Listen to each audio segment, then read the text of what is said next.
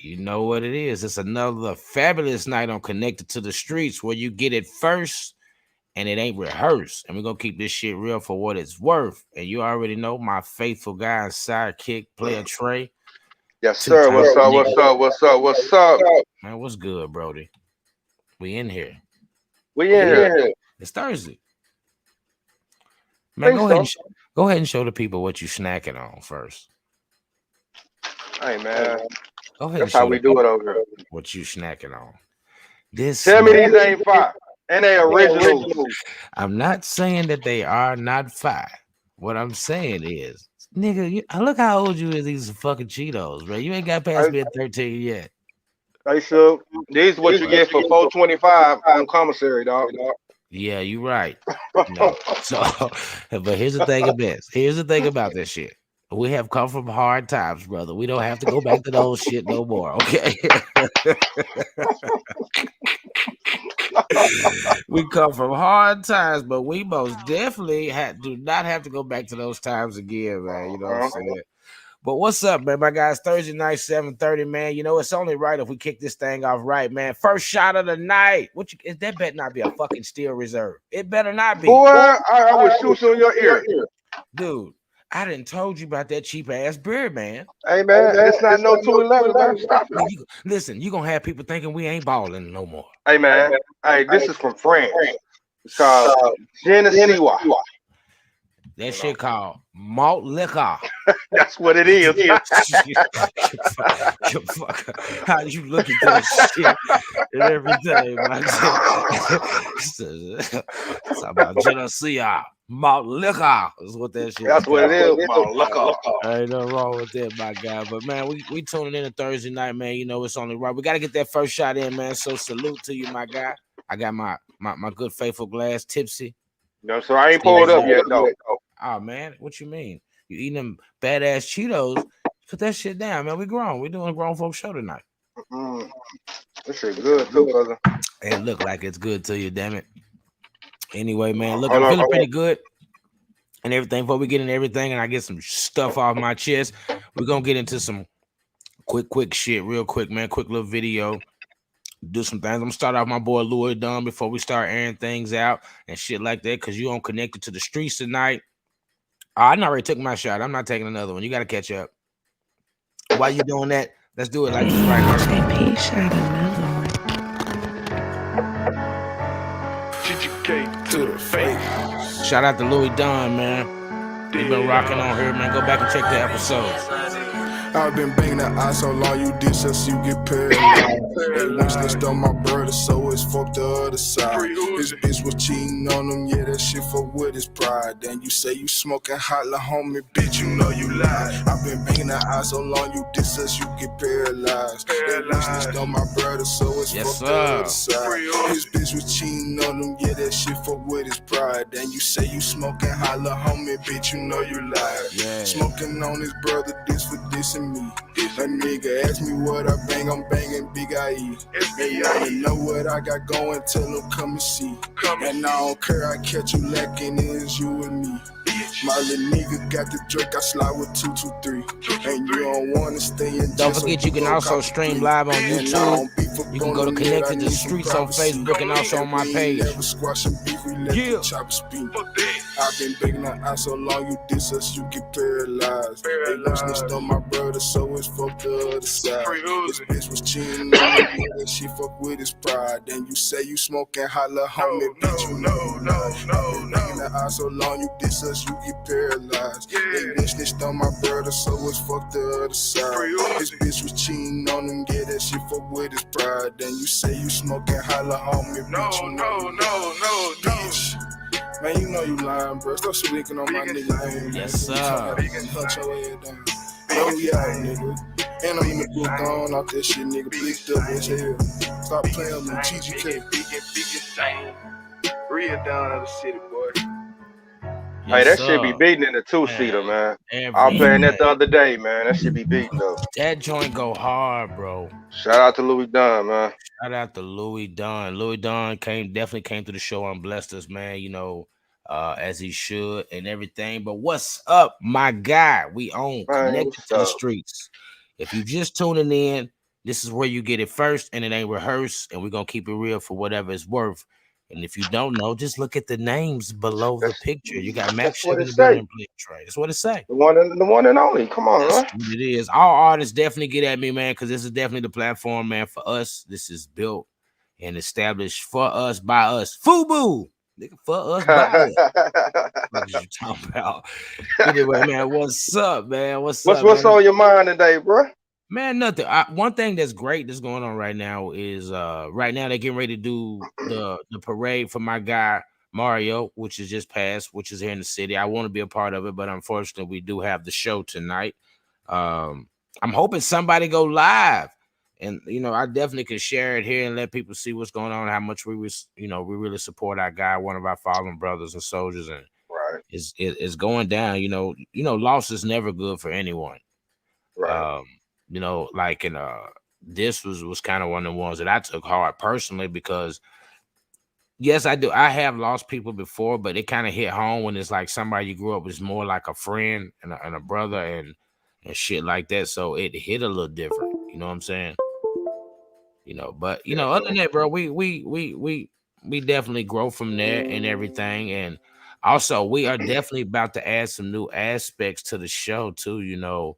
A lot of people have been hitting me up, want to come through there and voice their opinion. I definitely don't have nothing against that. You know what I'm saying? So we getting that together, bro.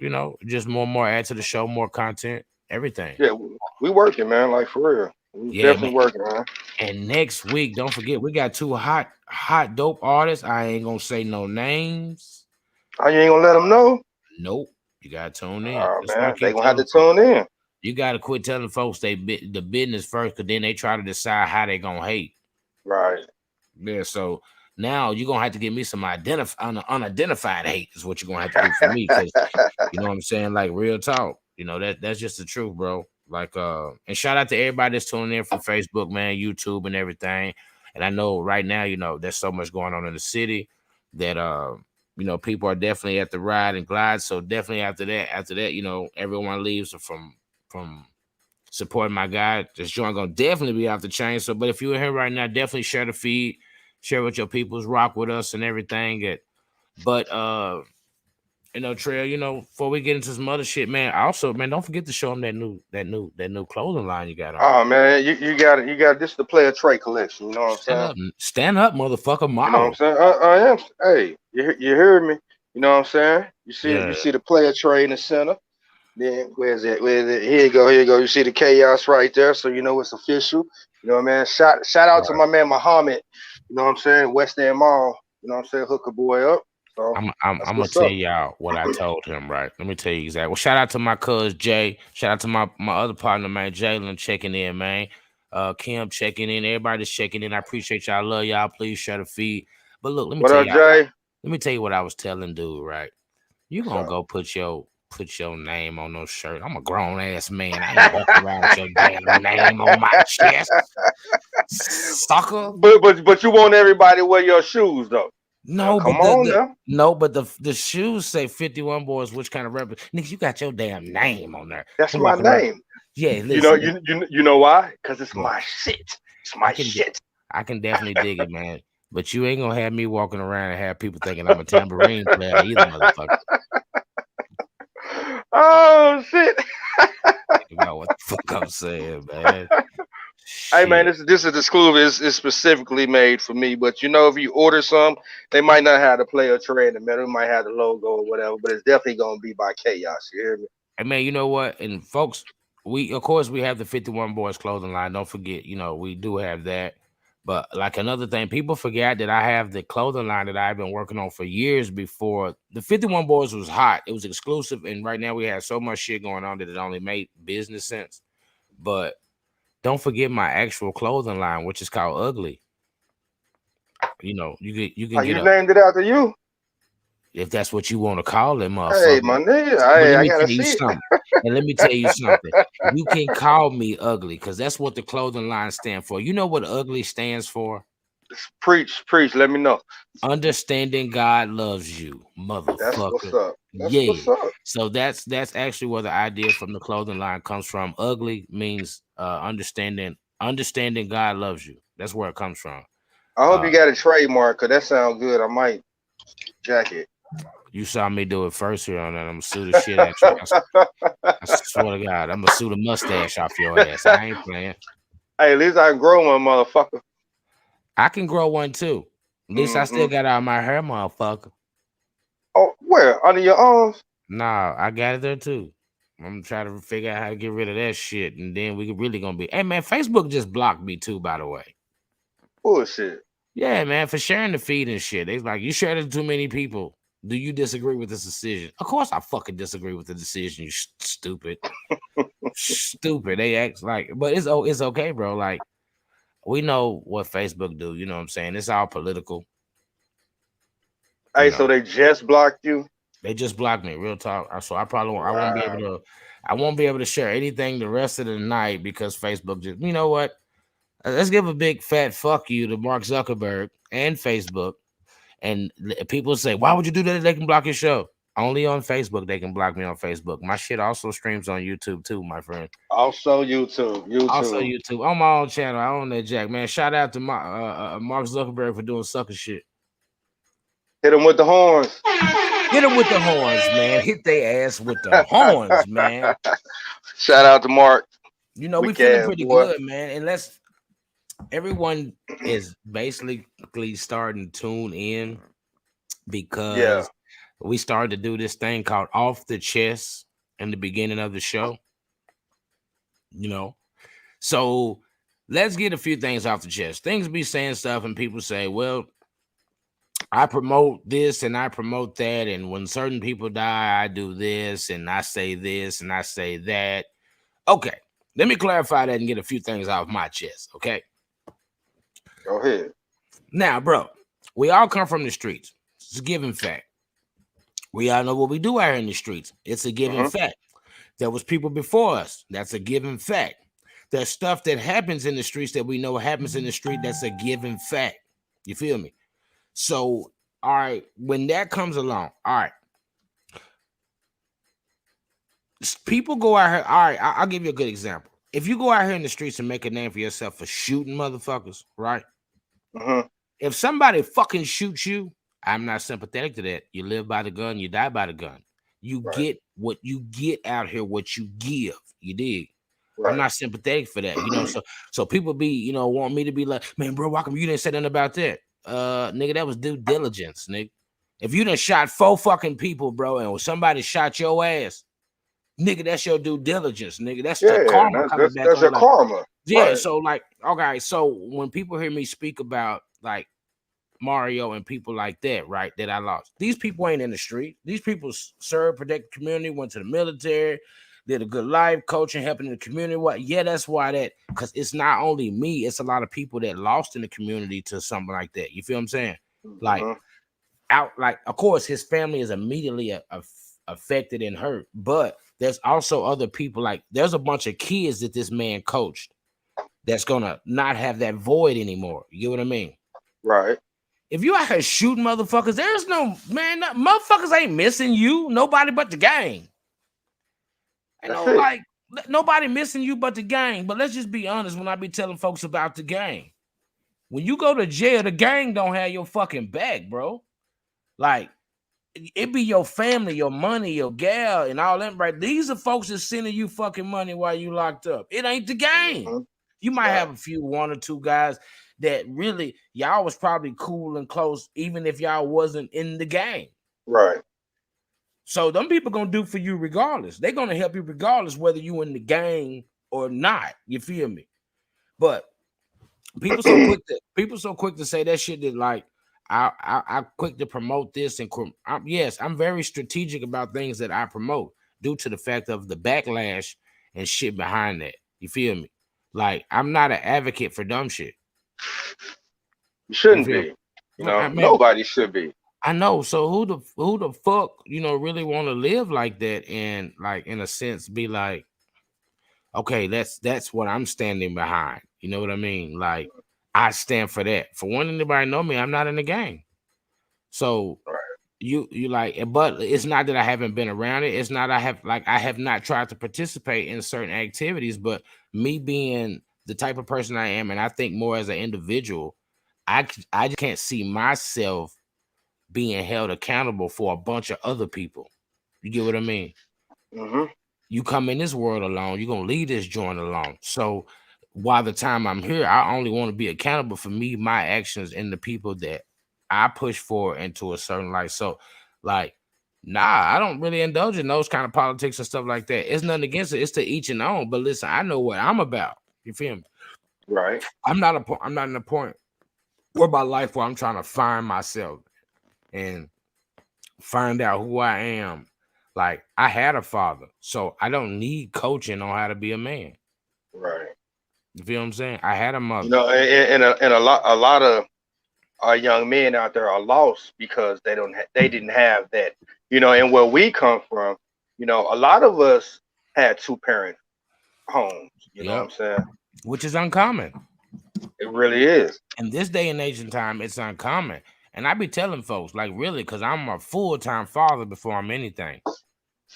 It's hard as fuck with 2 parents. I take my hat off to anybody doing it by themselves. I swear to God. I take my hat off to anybody doing it by themselves. I agree with that 100%, even though me and my kids' moms collide sometime, you know what I'm saying? Yeah. They at the end of the day, that's their mother. I never disrespect them, no matter how I feel about them, you know what I'm saying? But they some good women, you know what I mean? True shit. Damn good women. You know? True shit, man. You know what? I'm gonna take a shot for that. But you already taking one. I gotta take a shot for this. Shout out for all the single parents. Single parents, men or women, it doesn't matter. Shout out to y'all. Cause listen, it's hard with 2 people.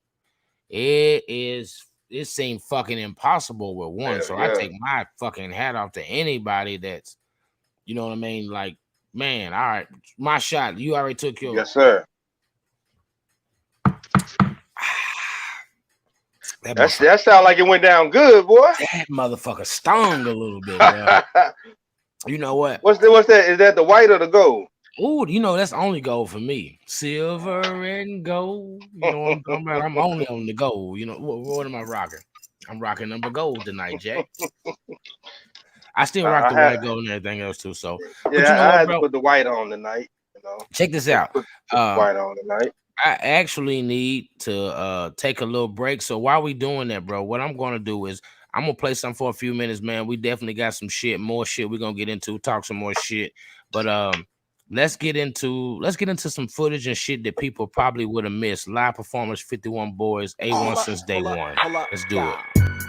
The pimpus is pimping, and I'm feeling so pimpish.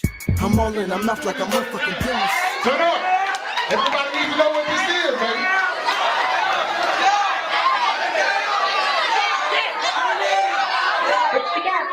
I want to see you. Pimping in the street. 826 action. How many of y'all out here fresh? Who's fresh? Who's the freshest person out here? Who's fresh? If you really fresh, show me in. Represent like you fresh. You know I stay fresh. You stay fresh like me. Get up,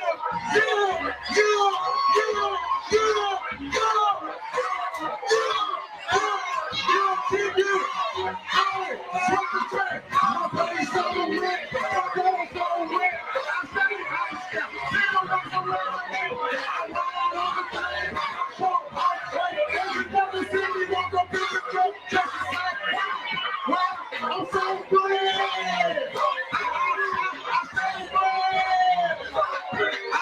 I'm so glad. I'm so glad. You ain't fresh as me. What? Hey, what they do that, man? Everybody know what they do that. Hey, Sam, what they do that? What they do that? Oh, what they do that? What they do that? Oh, what they do that? Hey, man, you can catch this exclusive footage on YouTube. A1 since day one, you dig?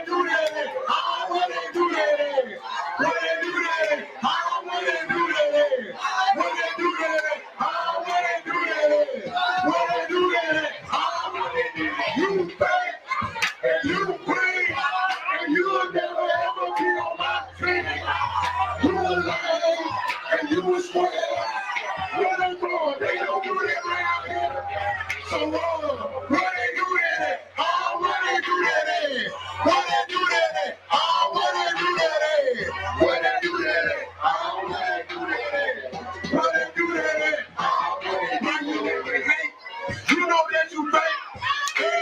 eating, but you all in my. Let's turn it up, Lord of damn. Here we go. Yeah.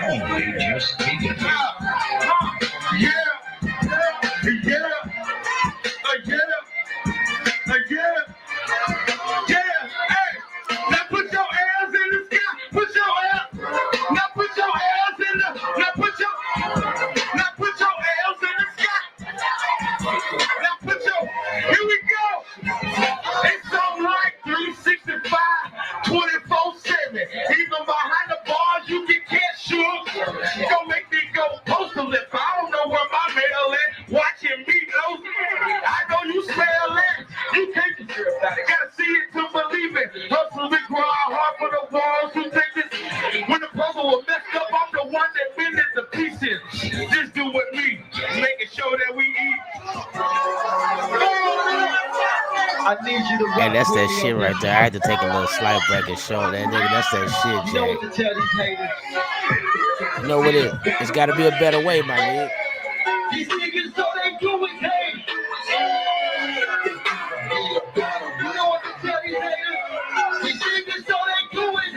Shout out to my kinfolk Dorothy. I see you, baby. I love you, fam.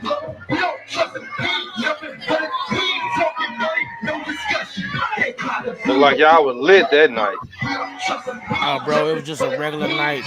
Like, we was expecting to turn up, but we wasn't expecting that, man. The city turned out. Real niggas, no gangsters.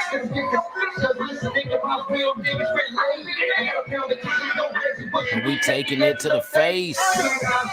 Man, bro. That's some of the best times of my life right there, bro. Already. You know, like, shout out to A1 Day One, you know. A1 since day one, my brothers, Sweet, Q, you know, everything. It's been dope. I remember buying that Lauderdale County the day it came out, man. Yeah. I don't even have it no more, man. I wish I still did. I know where it's at. Right. Shout out to my sister Stacy. You know what I'm saying? I know where it's at. Yeah. Fucking stealing. That joint was bumping too, man. Yeah, man, it was actually an awesome album. The actual Lauderdale County album. They flew me out to New York, and we actually recorded the whole album in Southside, Jamaica, Queens. And it was actually in Jamaica Estates. Actually, shout out to my guy Sage and Rage, both of them, man. Rage shot videos, but Sage is he's actually from Middle East, from the Middle East. He's like an Indian. He's, you know, like so. So when we came in the studio, that was definitely a new experience for me to see someone from a total different culture, so knowledgeable about. But we locked in the studio, and really the time that they gave me, bro, bullshit you not. They had me in the studio like a real motherfucking job. Cause this is when I just got signed though. So my sessions every day was from 9 a.m. to 5 p.m. every fucking day, Monday through fucking Saturday. Like a job. Me though, you know me, bro. Me being a workaholic, bro. I finished the album in 4 days. Yeah. Yeah. Well, how long was you up though? A week. So you still had time to jack off? Not really, due to the fact that it was like, for Friday and Saturday I did. Saturday, my flight actually left early during the day. It was like 2 or 3 in the evening, and which that is Saturday morning because we had so much time to fuck off when we got up that morning. That's how I ended up getting the Lauderdale tat that's on my hand. Oh, okay. My boy Teddy, which is actually he had done tattoos for Puff Daddy, Stephon Marbury, a lot of celebrities. And, you know, he even them felt like, okay, he next up. You know what I mean? Like, he shot the shit for me. He done it for the dirt cheap. Like, well, let me ask you this. How did y'all end up hooking up with one of my favorite artists anyway? I know what you're finna say. Lil Scrappy. I was a fan of Scrappy, of course, being from the South. At the time, Scrappy was stuck over there on the TVT deal that had fell bad, and he had just got signed to G Unit South. Well, wasn't that a joint venture? Because he was still signed with John also. You No, know. no, he wasn't. You TVT sure? TVT was in control of that. John was over the A&R of his project over there. The only thing that helped Lil Jon was producing. Not only was Lil Jon putting out albums and he had the East Side Boys and everything else, but John was an actual DJ before he started and a radio personality. Right. I know that. But the thing that helped John out was John was actually producing other like beats and shit for people like Usher and all type of shit. So it wasn't hard to go pick up like for a Def Jam and all them to come in and pick up John due to the fact that like he has so much more value. You know what I'm But saying? wasn't Like, John signed to TVT? yes, absolutely. That's what I'm saying. Right. I'll give you another good example. All right. A lot of behind the scenes shit. It was easy for a label to come get John, right? They came Right. got John, but folks like Bo Hagen was stuck. 50 Cent rescued Lil Scrappy from TVT, the graveyard. Now, Yo Gotti was stuck over there too. You hear Yo Gotti rap about this shit all the time. Yeah. Half a chicken pay myself about to make it. All right, it's some strength to that and it's some flaw to that too. All right. Lil Jon he was stuck the fuck over there. Without that publishing deal, without cash money, which that's why he always say thank out the stunner for that half a ticket. Right. Now, if you listen to those verses, bro, that's how he got out of the deal over there. TBT was able to come over to Cash Money and do the publishing deal. The reason being is like, all right, at this time, Cash Money, before they reinvented themselves, it was the same sound. It was a Manny Fresh sound, period, and everything else. They wanted new artists. At this particular time, All Star was predicted to be the next Lil Wayne. All Star, not Starlito. God damn it, All Star. All Star ended up being signed to Yo Gotti, and over there, they never dropped the album. All Star left his deal and became Starlito. Independent, right? Yeah, All Star signed to CMG. Starlito ain't signed to nobody. Okay, so even with that, after that even happened, that's when we see the Don Trip. You know. No, Don Trip though. All right, Don Trip was on the other end. Don Trip was making a name. Now I've been knowing Don Trip way before he blew up and he was who he was. East Side till he died. Shout out to East Memphis.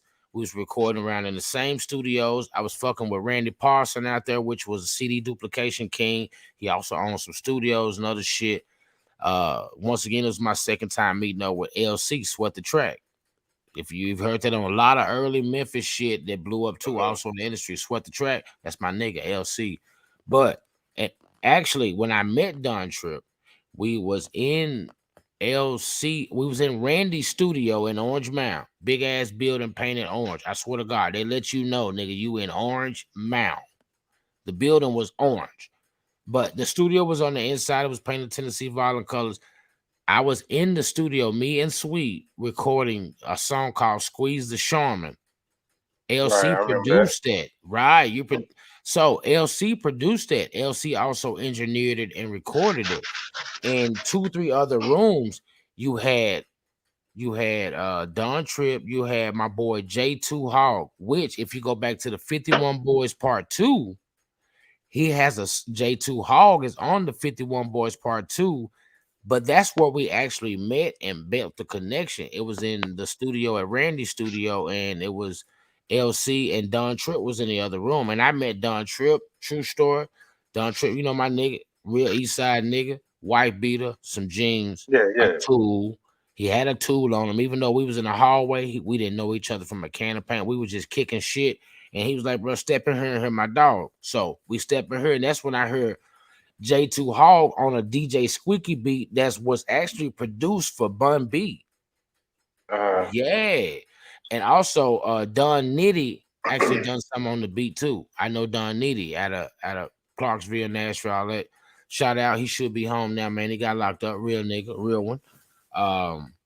But that's how I meet Don Trip for the first time, and then that's how, like, even when I got J2 Hawk to send me over the joint that he done on the DJ Squeaky beat, that's for Bun B, which is on the 51 Boys Part 2. That's how I got it. I had to call Trip and them people. You know what I'm saying? So it it is what it is, and like them good folks out there. Oh yeah, most definitely. But what I'm saying is that's Gotti brought them boys together. So no, I mean he ain't bring them boys together. No, he definitely did not. Like Trip and Lido kind of cross paths, like getting money in the same circle. You get what I mean? When, like, okay, they knew each other, of course, when he was over there on the Gotti scene and he was signing Gotti and everything else. But on the back end of the shit, though, they both was getting money in the same chilling circle, just like we was. The only difference was they was like the main acts. You feel me? We were always opening up on their venue. You feel what I'm saying? Like, we was always like an opening act, and for most of those shows, we didn't get fucking paid. We was just trying to break the music in different states and different areas along with them. So a lot of them shows we didn't get paid. And then but you got to look at it though, bro. In those earlier part years when like I always tell people, I knew Jeezy before he was Jeezy. I knew Jeezy when he was Lil J, and he was down there in Memphis getting features from Gangsta Boo. We all in the same building, and I've been knowing all these guys before that, which is why in Jeezy earlier shows in Memphis, which is why people used to come to the shows and they would always see my young, dumb, stupid ass over here on the side, and you wonder how I got up there. For one, I used to be with DJ Squeak, me and Sweet. Like, it was an inside thing. That's why I said the music shit is so much fucking politics. It's so much fucking politics, but like, I remember before Young Jeezy was Young Jeezy and he was Lil J. And I'm gonna give you a quick tutorial on that. And I'm gonna this was what gonna fuck you up, right? When I be telling you niggas be getting money in the same chitlin circuit, right? Right. All right. All Star was on before Young Jeezy. Now, if you remember, All Star, when he kind of broke into mainstream, Young Jeezy is on his biggest fucking hit, which is Grey Goose. I'm on that Grey Goose, cranberry, and that pineapple. Yeah. And I bust your shit like a pineapple. Young rich nigga, by the whole bar. I'm in Cashville, and I'm with All Star. This is way before this is before the fucking Gotti deal, bro. Right. Now, if you remember when All Star, go ahead, man.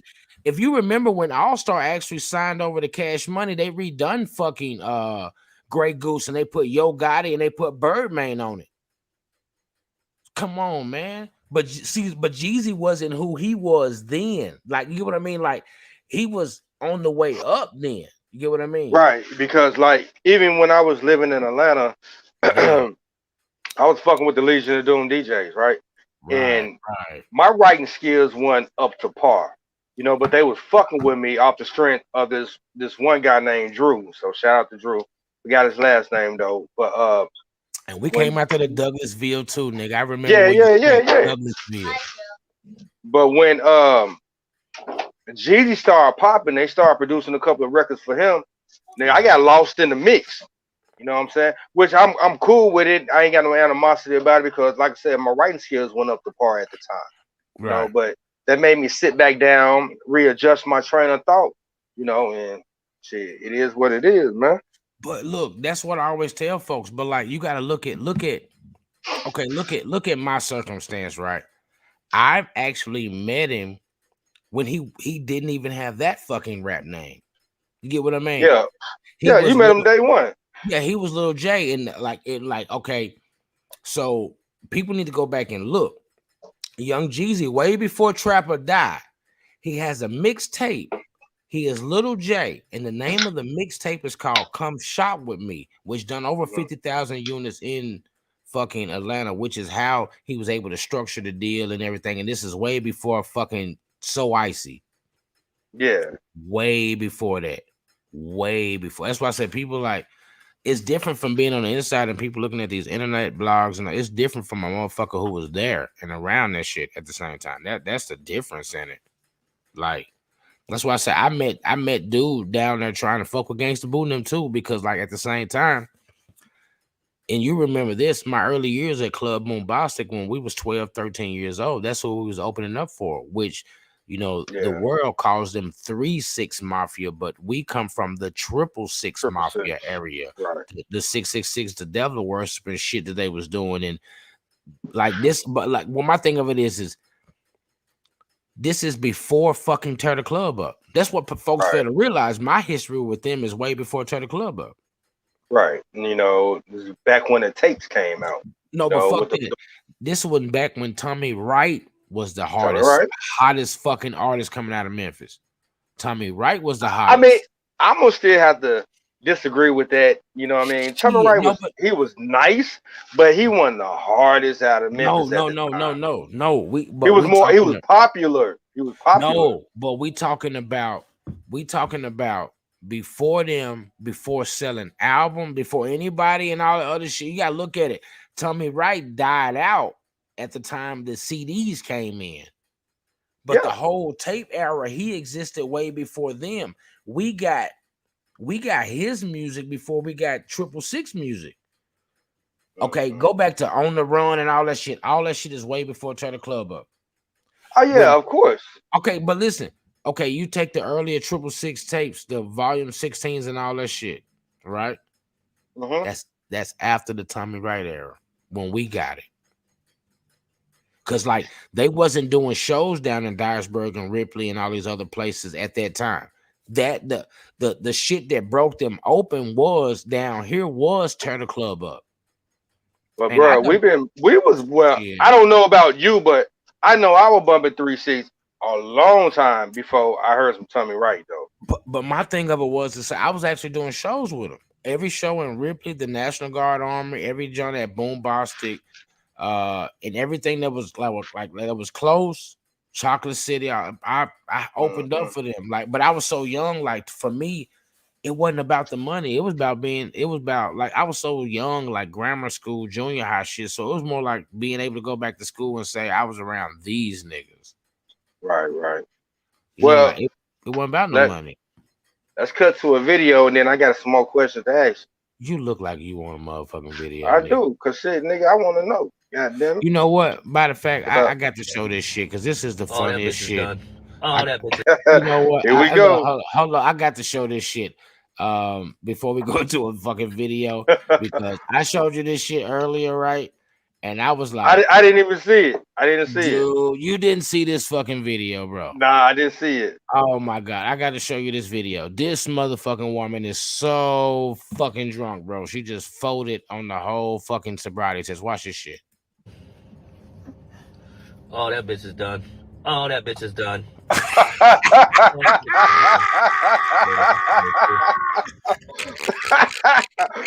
I'm sorry.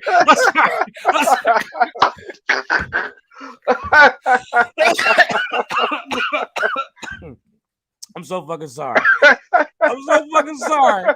I had to get that motherfucker out of my system, like right there, because that's the one. Hey, dude, listen. Hey. When I saw that motherfucker there, no. So we're gonna have to rewind that. We got to see it one more time, bro. Hold on, man. We got to show this motherfucking video one more time. Hold on, man. Hold on, pull it back up. Done. Hold on. We got to stop it. We got this bitch just folded over. Hold on. Here we go. Oh, that bitch is done. Oh, that bitch is done.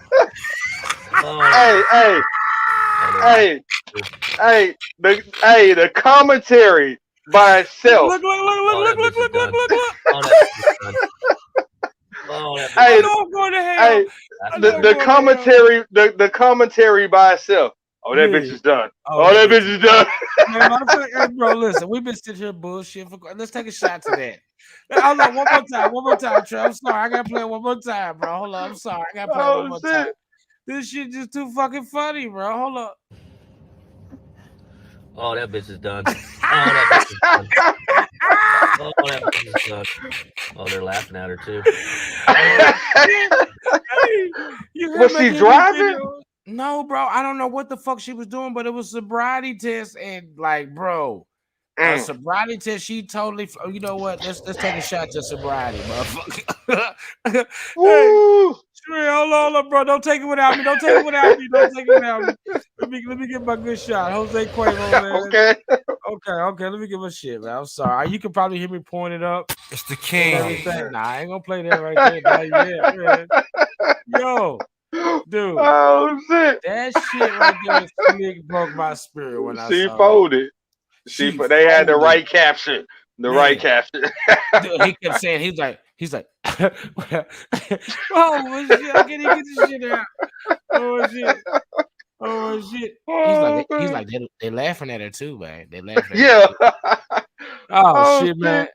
Bro, let's take a quick break, man, real quick, man. I gotta shout out to sobriety. Let me get this shot in with you, man. You know how we doing it. Let's rock out, man. You know what I'm saying?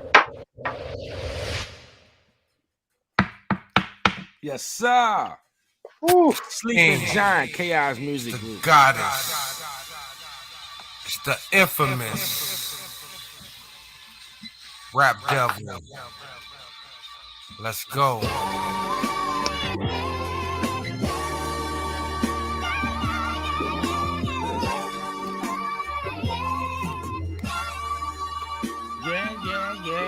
Yeah. Chill. I told you a long time ago. Don't reach before you say grace. A lot of shiesty motherfuckers smile when they scheming at your table. They go. They couldn't see my vision, so I guess they went blind. Handicapped niggas talking from the sidelines. Did my best on whole hands, this ain't kindergarten. You wanna check what pay your dues, don't ask for deposits. I got my mask on, them bars you spit may be contagious. If you just tuning in right now, shout out to my homie Ski Skirt. It's been 2 years since I dropped one, guess Skirt Ski.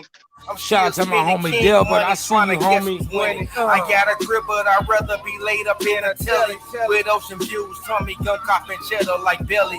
But then you still jealous, guess I'm supposed to lose some sleep. Master stuff with bills, more cushion when I'm off my feet. I know you hating cause it's hurting when you try to speak. The grass ain't greener, it's just snakes cover up your feet. And Jay Reed, no, he told me this a while ago. If it ain't family, break the chain and let them bitches go. My value is priceless, my potential is limitless. When I step on the scene, they know it's leading to goddess. I always come in the hardest, that's how you know where my heart is. It's like chess and this queen don't say the king. I mean, it's like reversal shit on and a king. And now I made my doubters suddenly believe I shine bright cause every goal I'll achieve. Feed 5, 4 fun. Little peasants beneath me better watch out cause oh lord, here I come. Chaos finest, female number 1. Haters just get squashed under my feet. I am a bar, so I don't know defeat. I ghost a fraud bitch, thinking they got something over me. Shaking in their knees, I supply the riches, got the cheese. But that shit's just a breeze. Think you got a big pair when you need a big pair of these. Got the jewels tight, not loose, I stay the main squeeze. I'ma ride any beat and see my shit go overseas. Don't owe any damn thing. Keep your focus on your feet. Dead ass. On the real Rap Devil will tell you exactly how the fuck it is. Invested in my music, shit, I'm invested in life. I ain't winning enough, so I stay clutching my knife. I ain't worried about shit while you keep clutching that pipe. I keep my head held high, but I'm still staying out of sight. My eyes wide open, so keep watching my vision. If I gotta do my time, it was an executive decision. I'm waking out of my slumber with pinpoint precision. I'm headed straight to the prize, no head-on collision. I'm no longer dreaming, the giant has spoken. Ain't pointing no fingers, the righteous is chosen. I'm as cold as it get, who said my heart was frozen? I'm just expressing myself, and my feelings are golden. Yeah, I made it to the top, but it's still lonely out here. They switched up on me, but I ain't shedding a tear. I'm headed that way, so it ain't nothing I fear. My friends are chilling with Jesus, so I'm pouring them beer. Ain't nothing less than somebody who's snitching. I've been through the worst, lost it all in the fiction. No money for the wait, so I gotta stay living. Yeah, I trusted in fools, lost as much as I've given. Y'all woke in a sleeping giant, can't walk in my shoes. I pace in my mind while I'm still writing the blues. You can see the individual, I'm leaving the clues. Came in the broken heart, but I'm still paying the dues. Yes, sir. Shout out to the team, man. Lily and Rap Devil, you know. Hey, I gotta say this shit. You know what I'm saying? It wouldn't be me if I would say it. Every time I see that cartoon picture of Rap Devil, that nigga look like Prince. Fuck. Go back. I hope he listening. I hope he listening. I hope he listening. I tell his ass too, nigga. You look like Prince of that motherfucker. Like, nigga, he look like the red Prince, goddamn. You know, swear to God, nigga. That's my nigga. I fuck with Rap Devil. I got 2 joints with him. You already know. Yep. You know Already. So, you know, definitely, man. So, but you know, hey, man, I just like shit. It shit going down, man. But you know, while we doing something else and we doing some big boy shit, it's only right that I gotta play one more, man. Give me one more time to pull up another motherfucking shot and shit. Let's do some shit like this right here. I'm ready to die, my nigga. Fuck you talking about?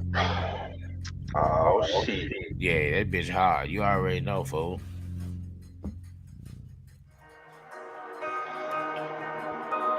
Shout out to my boy, He's Supreme. Shit. I already know. Shout out to my boy, He's Supreme, man. Trill, you a motherfucker. You know that, don't you? Hey, man.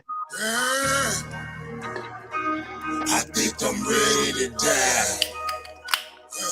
I think I'm ready to die. I think I'm ready to die. Come on, or am I dying to live? Outside is how a nigga move. I swear to God, my vision blurry, but I see it true. Who the fuck gon' bury me? Who the fuck gon' hug me in my lonely nights? They say to pray, but who the fuck is Jesus Christ?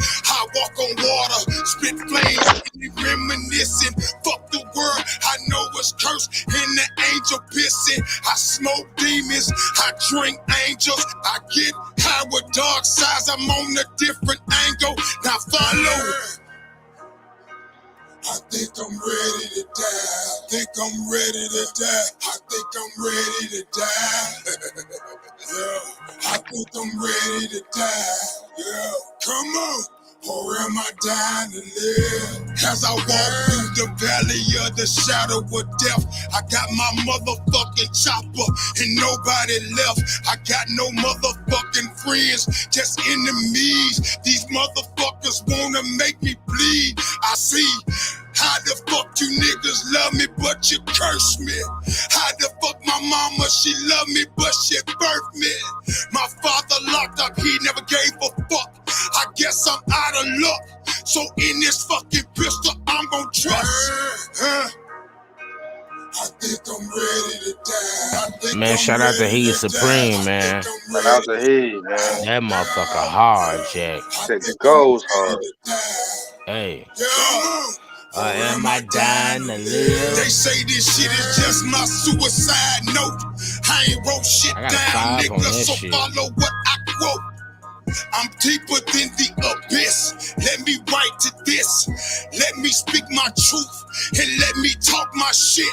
Y'all niggas ain't on my level. Y'all niggas don't know the game. Y'all niggas lame as fuck. Shaheed would never change. Bitch, I'm Taylor Dean. Into the rap game, I'm supreme. I think I'm ready to die, nigga. That shit goes so hard, boy. That shit go too motherfucking hard, nigga. If that shit right there don't change your spirit, you just a lifeless motherfucker right there. And you know what? You don't hear too many South niggas talking like that. You know what I mean? Man. Blowing like that, man. That shit go hard, bro. Nah, because you could tell he's speaking from his soul, his spirit, like, and that's the difference. Like, you get this other music now, and a lot of this shit is trendy. Right. That's why I be telling folks the trendy shit, the shit is cool.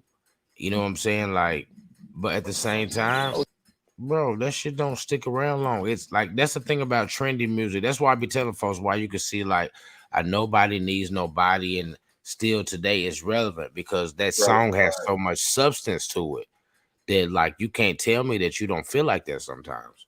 Right. You know what I'm saying? Especially when you're back against the wall, bro, and you didn't tap that on all resources and you trying to figure out. And when they come out like what 15, 20 years ago? Man, over 20. It's not 15, 20, nigga. We over 20 now with the Nobody Needs Nobody, but this song is still classic, and it's always gonna hit close to home, because and that's one of them songs, bro, like, You don't have to be a hustler to love that song.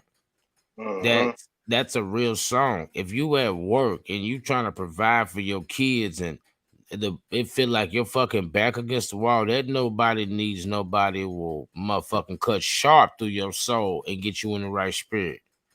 You feel what I'm saying? Hell yeah, man. I mean, I love that record. I ain't gonna lie, I could probably listen to it all goddamn day. But to be 100 with you, from Fly, my favorite, they got them Getting It On album. And the Getting It On album was that shit was. No, but you know what? The Getting It On album is dope, nigga. 100%. I rock with you on that. But my favorite is two. Okay, there's two Fly albums that mark time for me, right? One of them is Nappy Hair, Gold Teeth. Of course. Fuck you talking about? I was young and I was feeling myself, but the Game On Me. The Game On Me, it was something different. You know what I'm saying? Because you got that shit. What's the name of that record on now? Man, give them something that I can give, show some love, keep it real, keep it real. I can see.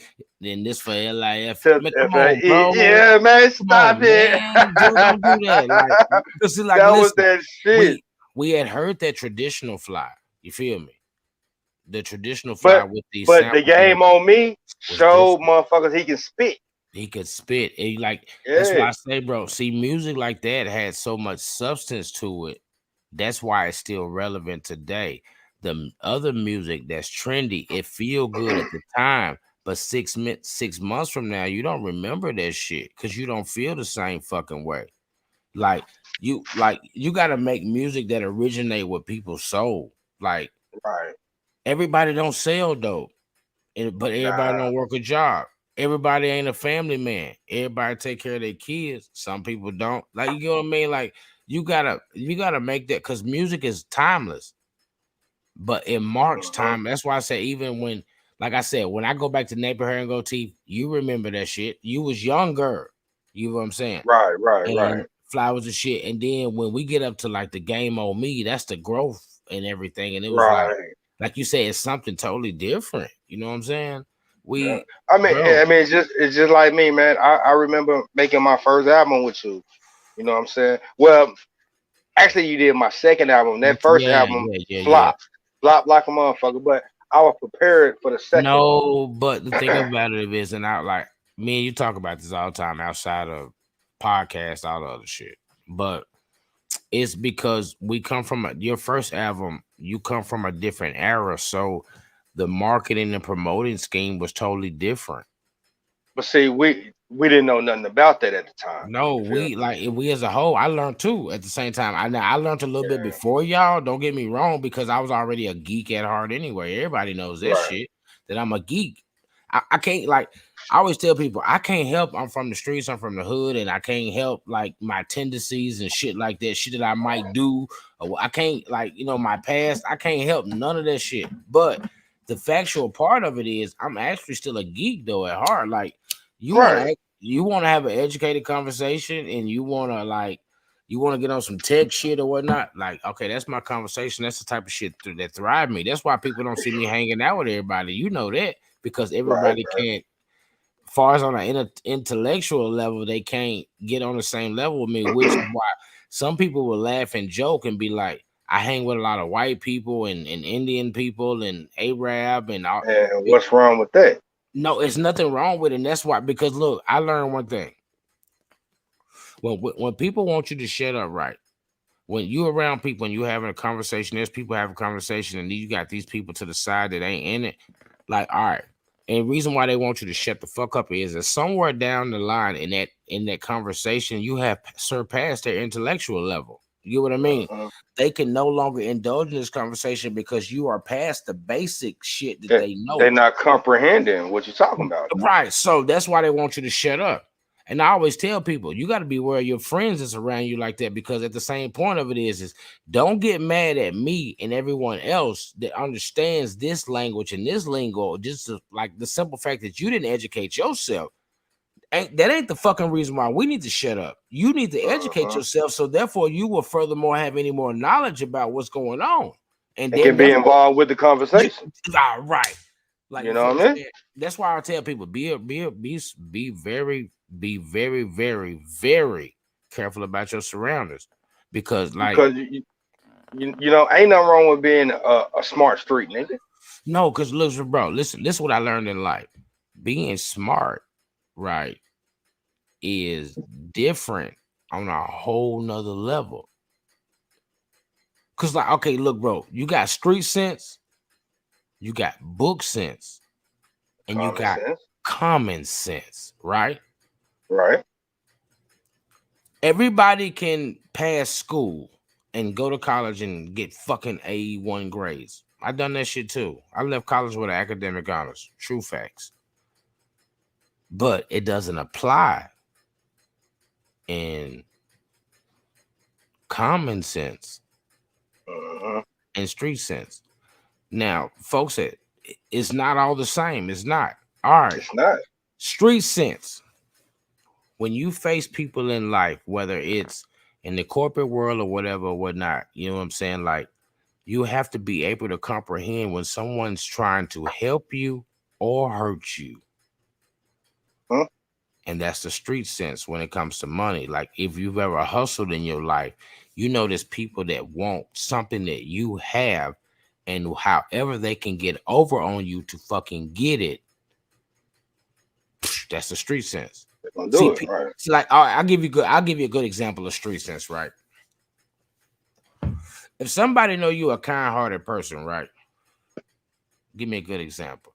Somebody will call you, be like, "Hey, Trill, bro, listen, my guy, I just lost my job, bro.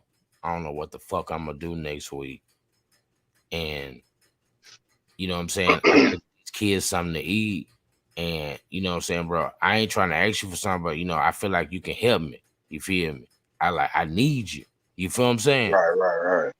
Now, that shit sound all cool and fucking dandy. It does. As a natural person with spirit, you can feel that, can't you? Now, listen, I just said this shit 30 seconds ago. I just thought of this shit while I was saying it, but it sounds so fucking good, right? Right. At the end of the day, bro, what did you do to try to prevent this situation? What you mean? If when people call me with that sad ass, sob ass story, right? Hey, bro, what did you do to try to prevent this situation? Gotcha.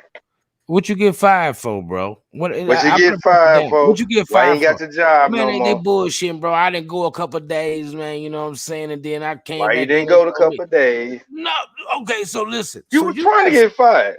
Oh, my nigga, what the fuck you talking about? You think people got time for your fucking excuses? Like, listen, and you talking to, and look, this is what I mean by, like, people might, and you hear this trail, people will tell you that I'm an asshole. I'm not an asshole, right?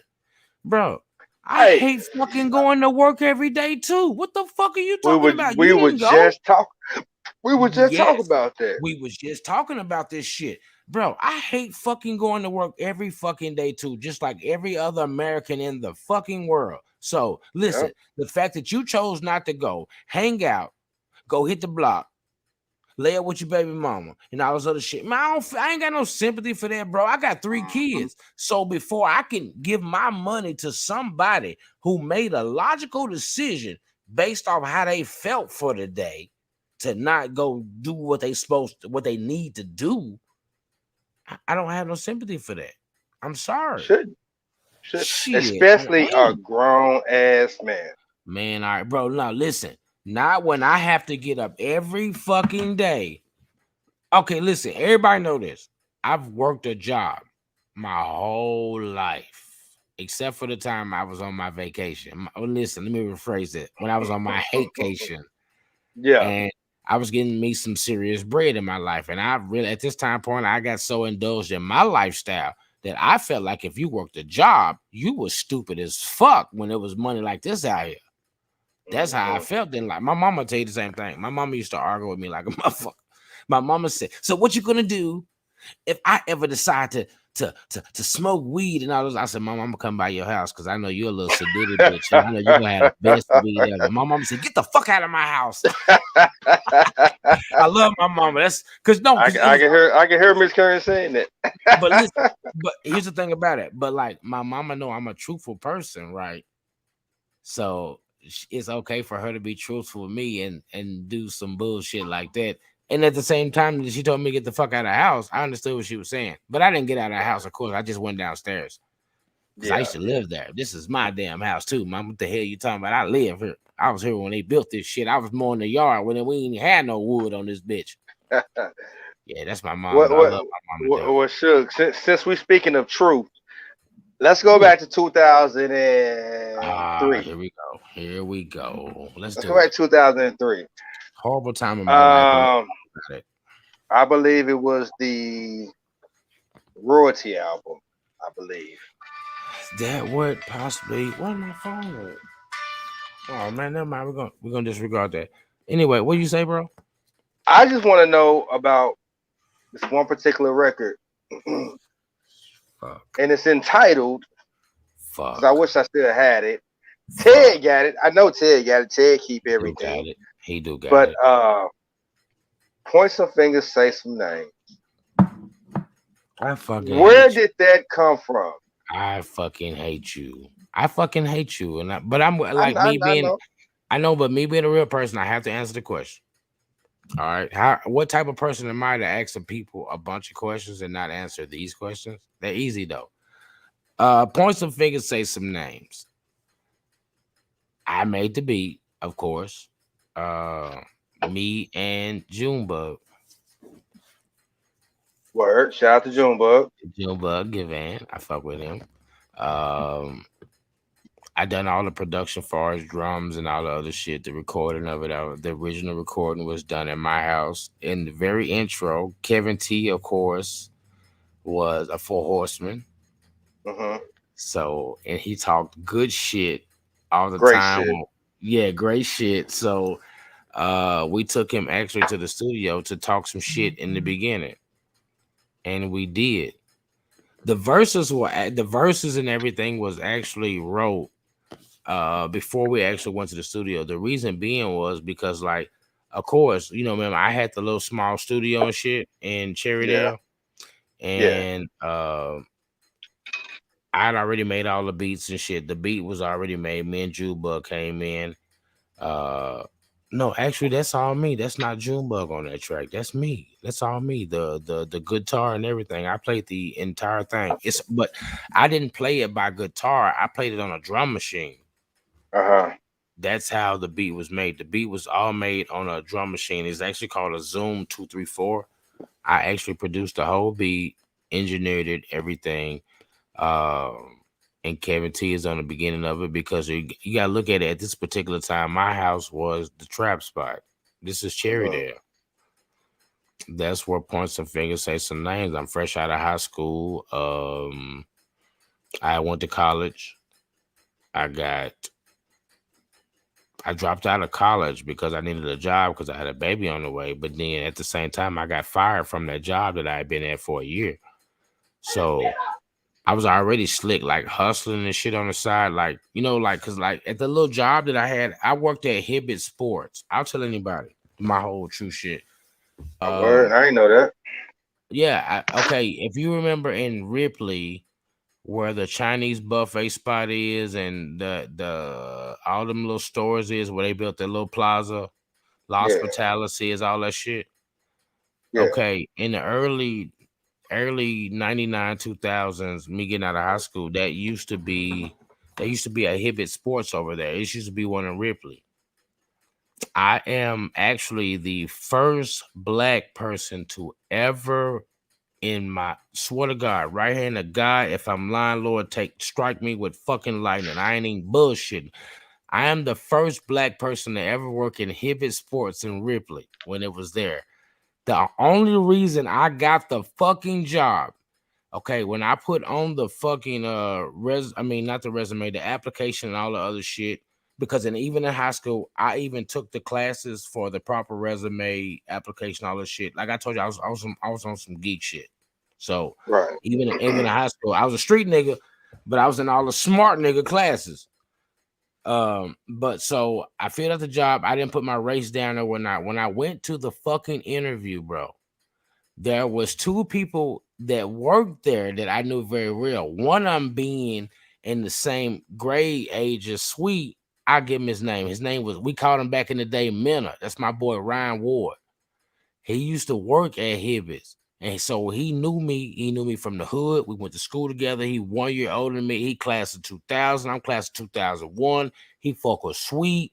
All that cool. But at the same time, we had that the actual manager of the store was this lady named Tracy Milner. And I know her. She married to my boy Mud. My boy Mud actually had me steal my very first studio equipment from from the high school. Fun shit. So when I went down there and I went to the store, because they didn't know who they was actually interviewing. So when I got in there, Minna was like, "That's my boy, sure, that's Suge," you know what I'm saying? Cool. And I knew Tracy too from the hood. Tracy's very beautiful. Everybody knew who Tracy was. Like, you know what I'm saying? Like in the house, like on the other side. You know what I mean? On the other side. Right. So when I went in there, you know, immediately my interview was only like 5 minutes, bro. Like, them know who I was, and I fell in that bitch high as a bitch, and my amp had caught on fire in the car on the way down there. My boy Sam was in the car, and Bill Chill.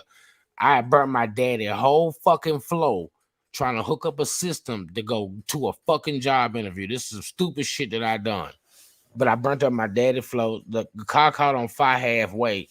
And we still got to the motherfucking spot. I got the job, and that's how I ended up. I've ended up being the very first person to work at Heavy Sports in River. So, you know what I mean? What the hell they got to do with the record? They're like, okay, so I'm just telling. I was giving you a brief history of how that shit all happened. So, like, I'm at this joint. I get fired. I'm hustling now. You feel me? Right. My spot is the shit. Every day is me, Sweets, Kim T. We all do something fucking totally different. But my spot is the hub. You know, like motherfuckers in and out. But the studio was upstairs. Remember, you know, people used to come in there and play the game. And that'd be a whole studio session going on upstairs. And that's how we made the beat. Kevin T just so happened to be there. And he was talking shit. And them niggas a different generation, and bam, we done it. I mean, what brought it on? The beef. I mean, but evidently y'all started the beef. Y'all started it. No. Let's clear the facts. Get it off your chest. Y'all started the beef. True. Them boys were trying to see that. You so trying to see that. You so full of shit that I'm asking, did y'all start the beef? No, we didn't start the beef. You know we didn't start the beef. The beef started because 3 songs was stolen from the actual Lauderdale clique, put on a certain people's album. The original people on the album was taken off and replaced by other members of that group that did not own those fucking songs. The original songs is recorded at your label mate and friend DJ Lay. Right. And they actually are the real owners of those records. But so they all fucked with Lay. They all fucked with Lay. At this time, I was a solo artist. I just knew all these niggas from the hood and everything, and they was doing their own thing, and I was doing my own fucking thing. But when those songs were stolen, right? They had beef, right? I come along. These is my niggas from the streets. I'm a geek. I got studio equipment that we stole from Mud and them. And we go to my crib to make some songs. we end up making a whole fucking tape in one day. We made like 7-8 songs in one day, in a total of like real shit, like 6-7 hours. So Well, we let me ask you decided, this. we came together as a group. So the beef that they already had, I inherited. So you didn't have nothing to do with it from the jump. Nope. Well, I tell you what, you couldn't tell after your lyrics. No, no, because songs were made, right? These became my partners. We was already cool from the streets before rapping. Bro, grandma house is right here. His grandma house is here. My grandma house is here. We always hung out together. We was always together. Yeah. We just weren't part of the same groups because he's older than me. I'm younger than him. I got a whole new group. My first group coming up was PAC, Players Always Crunk. The royalty thing was already popping with your brother. And right. Well, they weren't even royalty then, I don't believe. I think that was the Four Horsemen. That was the Four Horsemen then. No, the fuck they wasn't. We was all Four Horsemen as a different group. See, like, listen, Four Horsemen, most of the Four Horsemen started rapping. So Four Horsemen. But see, it was my brother, Sweet, Slim, and I think Yada, maybe. No. But listen, when Four Horsemen was developed, your brother was in Dyersburg. Yeah, so he was gone. So he was out of that shit. But he was a part. He was the original member for us royalty. It was him. Sweet, okay, so it was royalty. Okay. Yeah, the original group was royalty. In the beginning, I was not Max Suge. I was Player Boo from PAC. Gotcha. Players Always Crunk, and that was like my age group and everything. But the difference of it is like, in the beginning, Broner was going to do songs with other people and getting them to make their beats and do the recording. I was already doing my own recording over here. And I was already putting out tapes. I was already making money off the tapes. You know what I'm saying? Like you was just saying earlier, no CD. I was already fucking making money off tapes. All right. Well, at $5 a pop, and you gotta look at it, bro. This is early 93, 94. So like $200-$300. You done made $200-$300 in tapes. Like, you know what I'm saying? Like that was a lot of money, but it provided me more money to go do more tapes. And I'm recording all the stuff myself, duplicating it myself. We was getting like the original artwork that we used to do. We actually used to draw it. Hands out all way. Like you have to actually draw the album cover, right? Because there was no computers, none of this shit. Like you gotta look at. That's why I say I'm from a different era. Don't say it wasn't no computers, because that make it look like we older than what we are. We just didn't have access. No, bro. I swear to God, when in my original era of fucking making music, there was no fucking computers. Oh yeah, we weren't doing that shit. Okay, listen, I'm gonna tell you why, Control. Because listen. I was actually 10, 11 when I actually started putting out songs on cassette tapes and selling them. You feel me? I was 10, 11. You feel me? So, and bro, that is fucking 92, 91. All right. Well, let me ask you this. But look, even think about that. I'm going to give you another different existence. Remember, before I ever was rapping, remember, I used to do house parties, DJing at fucking 8 and 9 years old. Remember that? But shit? You know what? No, I don't remember that. What I remember before you started rapping, you was right beside me. We was like Tupac. We was backup dancers. I know. I used to dance too. You know, me and you together. That was cool. Me, nigga. It was me, you, and your mother, and Aretha, and probably a couple more other folks. Missy. You know, but. Yep, Missy. Yep, and Plim. Venus was that? I don't remember that. You better go back. But look. I'm original. Let's fast forward. Still with the same question about the same record. How the hell did y'all get Lil Flea enough? For the people that should I say his name because people don't know. No, Flea. don't say it. Don't say it. He just gangsta Okay, Flea. I'm gonna say his name. It's a different life. It's a different All life. right. But it was a different era too. Yeah, it was. But he gangsta Flea. He got some other shit going professional. So fuck that right now. Flea, that's why I was telling you. Flea was a 4 horseman. Okay. That just so happened everybody rapping, and you gotta look at it. Everybody rapping, but I do all the producing. I make all the beats.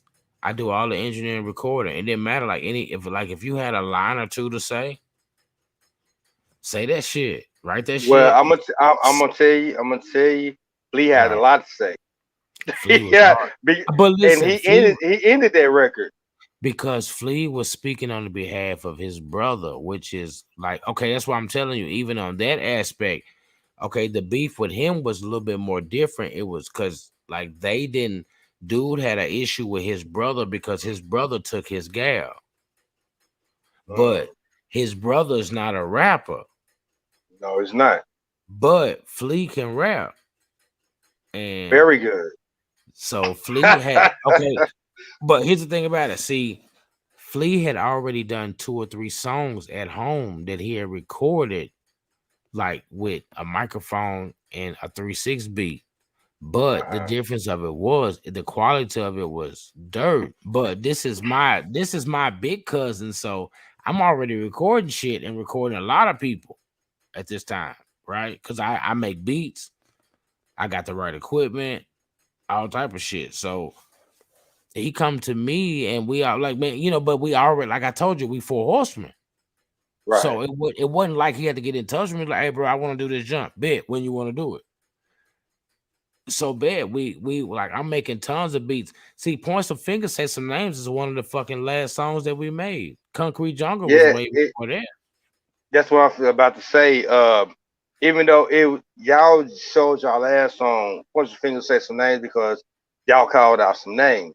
But even through that mixtape or that album, y'all had a couple of shots. You know why that song is the most powerful one, even though it's not our most popular song to us. But do you know why everybody else liked that song so fucking much? Because it's true. Because if you listen to the song and the stuff that we talking about, from people cars getting broken into and all type of shit, all of it's true. Even if you hear my verse when I say my nigga broke in your shit and they still up in halls and they still work, motherfucker really did break in his car and take all that shit and sold it in the hood, and I knew who had it, and we was all cool with each other and everything else. Like that's why I said that was the difference. But the difference between us and them was they was more focused on making music and making money and all the other shit, and being more, whether it was real or fake, and just trying to be entertaining. You know what I'm saying? Our perspective of it was different. We come from a perspective is you don't say some shit if you really ain't living that and you really ain't doing that. So to us, that's why we considered it fake. It was just young and bullheaded in the end of the day. But I can tell you this. That was my first 51 Boys tape CD, and my brother brought it to Atlanta with him. You know what I'm saying? And I dubbed it, and I lost every last one of them. But Ted got that bitch. I know Ted got one. Ted keep everything. But guess what? I got it. I actually recovered it after fucking 20 years. I do got it. Does it play? Yeah.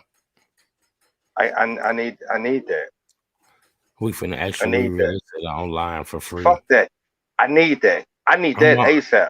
I'm gonna give it to you, but I'm gonna give it to you for free, motherfucker. That's what I'm saying. I don't give a damn about the free part. I just need it. It ain't that. We actually gonna remaster it where it's actually quality, where people can play it. You know what I mean? Right. I'll give you an instance. I'm like you. When I say this shit, you gonna think about it and then you gonna laugh at the same time. The very first CD, which is straight from the country, right? Mm-hmm.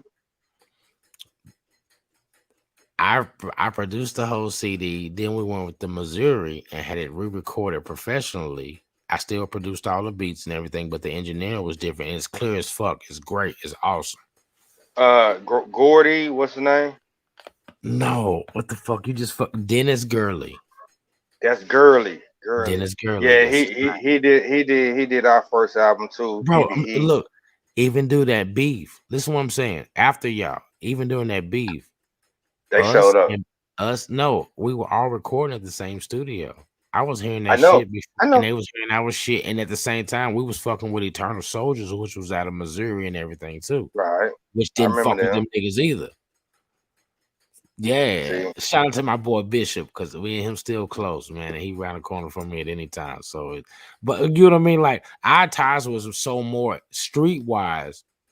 That shit was more entertainment. Our shit was more streetwise because like we was like, you know what I'm saying? We was digging out the mud on some other shit that it was like that's how we was funding this music shit. But it wasn't it wasn't expensive. You know what? I done it all. You know what? I've even reached out to one particular member out of that group. I talked to all of them. We all cool. No, of course I talked to all of them. Of course I talked to all of them, but I reached out to one particular member out their group. You know, I still fuck with him to this day, but I really want to do a record with this man. I don't know what's stopping you. I've done records with every it's him. You know, I done records with two of them, and Make It So Bad. Me and you was on one of the same tracks with one of them. You know what I'm saying? Shout out to JB for making that happen. No, you know what I'm saying? This shit happen. Whatever. No, you know why? Well, you know what record I'm talking about then. No? Check this out, because guess what? Remember, at this particular time, you had this crib. My studio was in your crib. No. We went at my studio. No. Listen, check this out. Now, I know we wasn't at your studio when the shit was done. What I'm saying is, I had just got out of jail, motherfucker. My studio was at your crib. We were supposed to do the song with two of the original members of everything, but due to motherfuckers thought it was gonna be some bullshit, they didn't show. Which we still talked about. Everything was cool. You know what I mean? Everything was still cool on the up and up. But the original owner of everything, remember on my CD when I first got out of jail, which is Swag Season 1. Loved it. Go back and who's on the song with the song Sell Dope? Jay. TA. That's my guy. We cool. That's why I got bro number. We still talk. I check on him when he.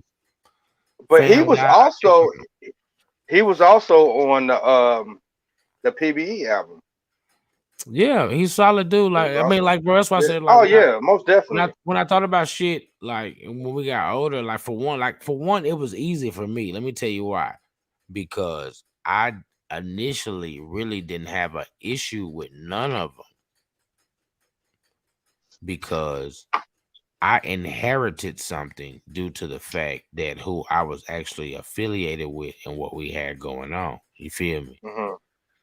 Even when the beef was going on, okay, we making records against each other and all type of shit, right? Cool.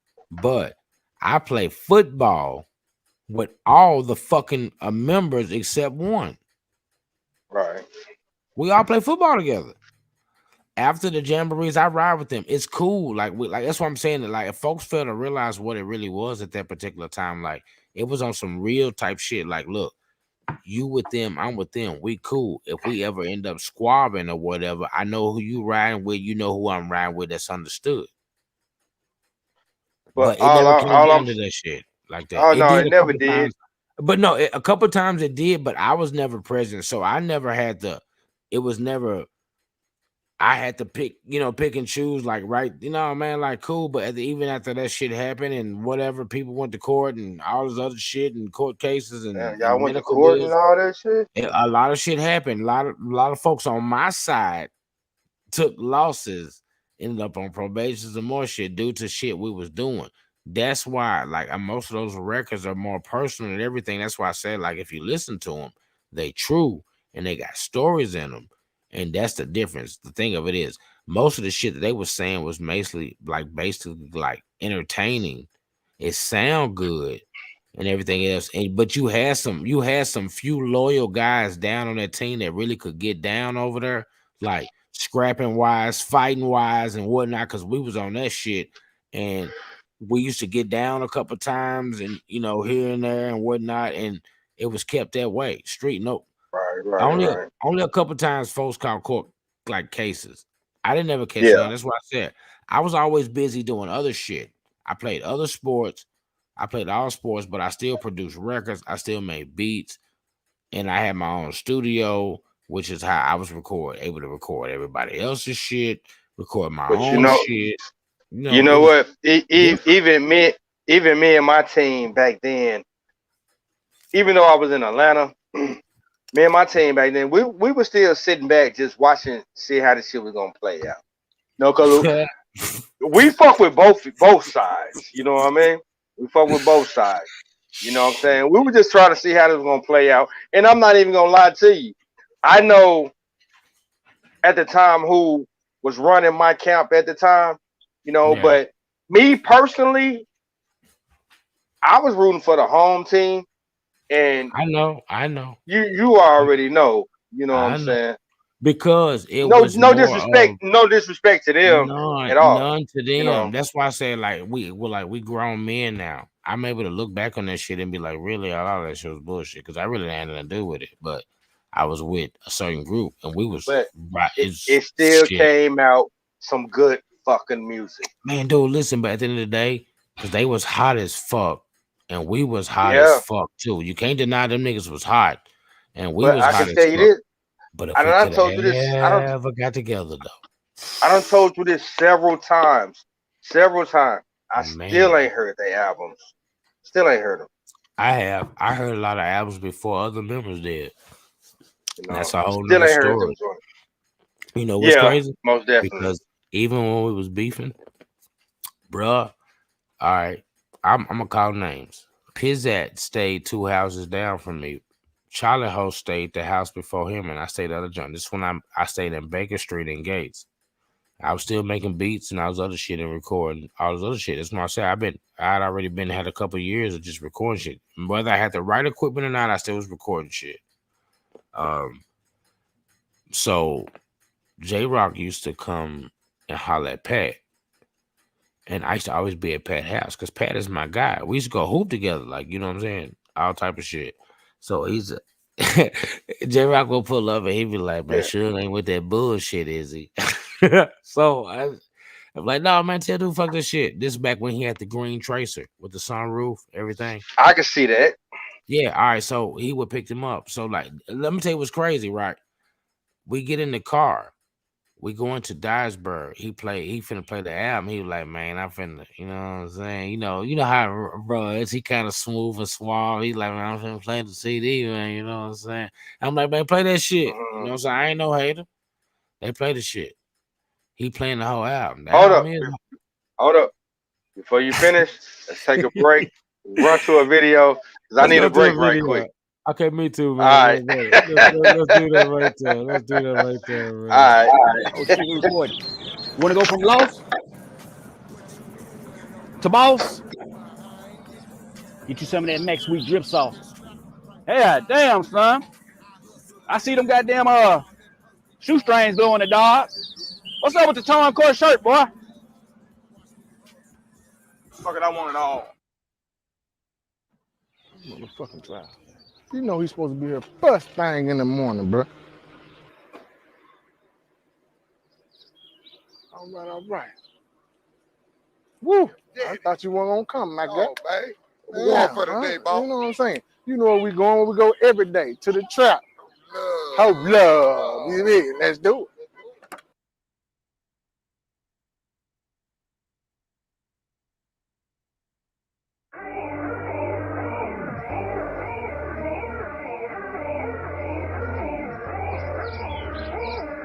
right, baby. You know what I'm saying? Make sure you go get Sugar Gas too. He always motherfucking taking all day. You dig what I'm saying?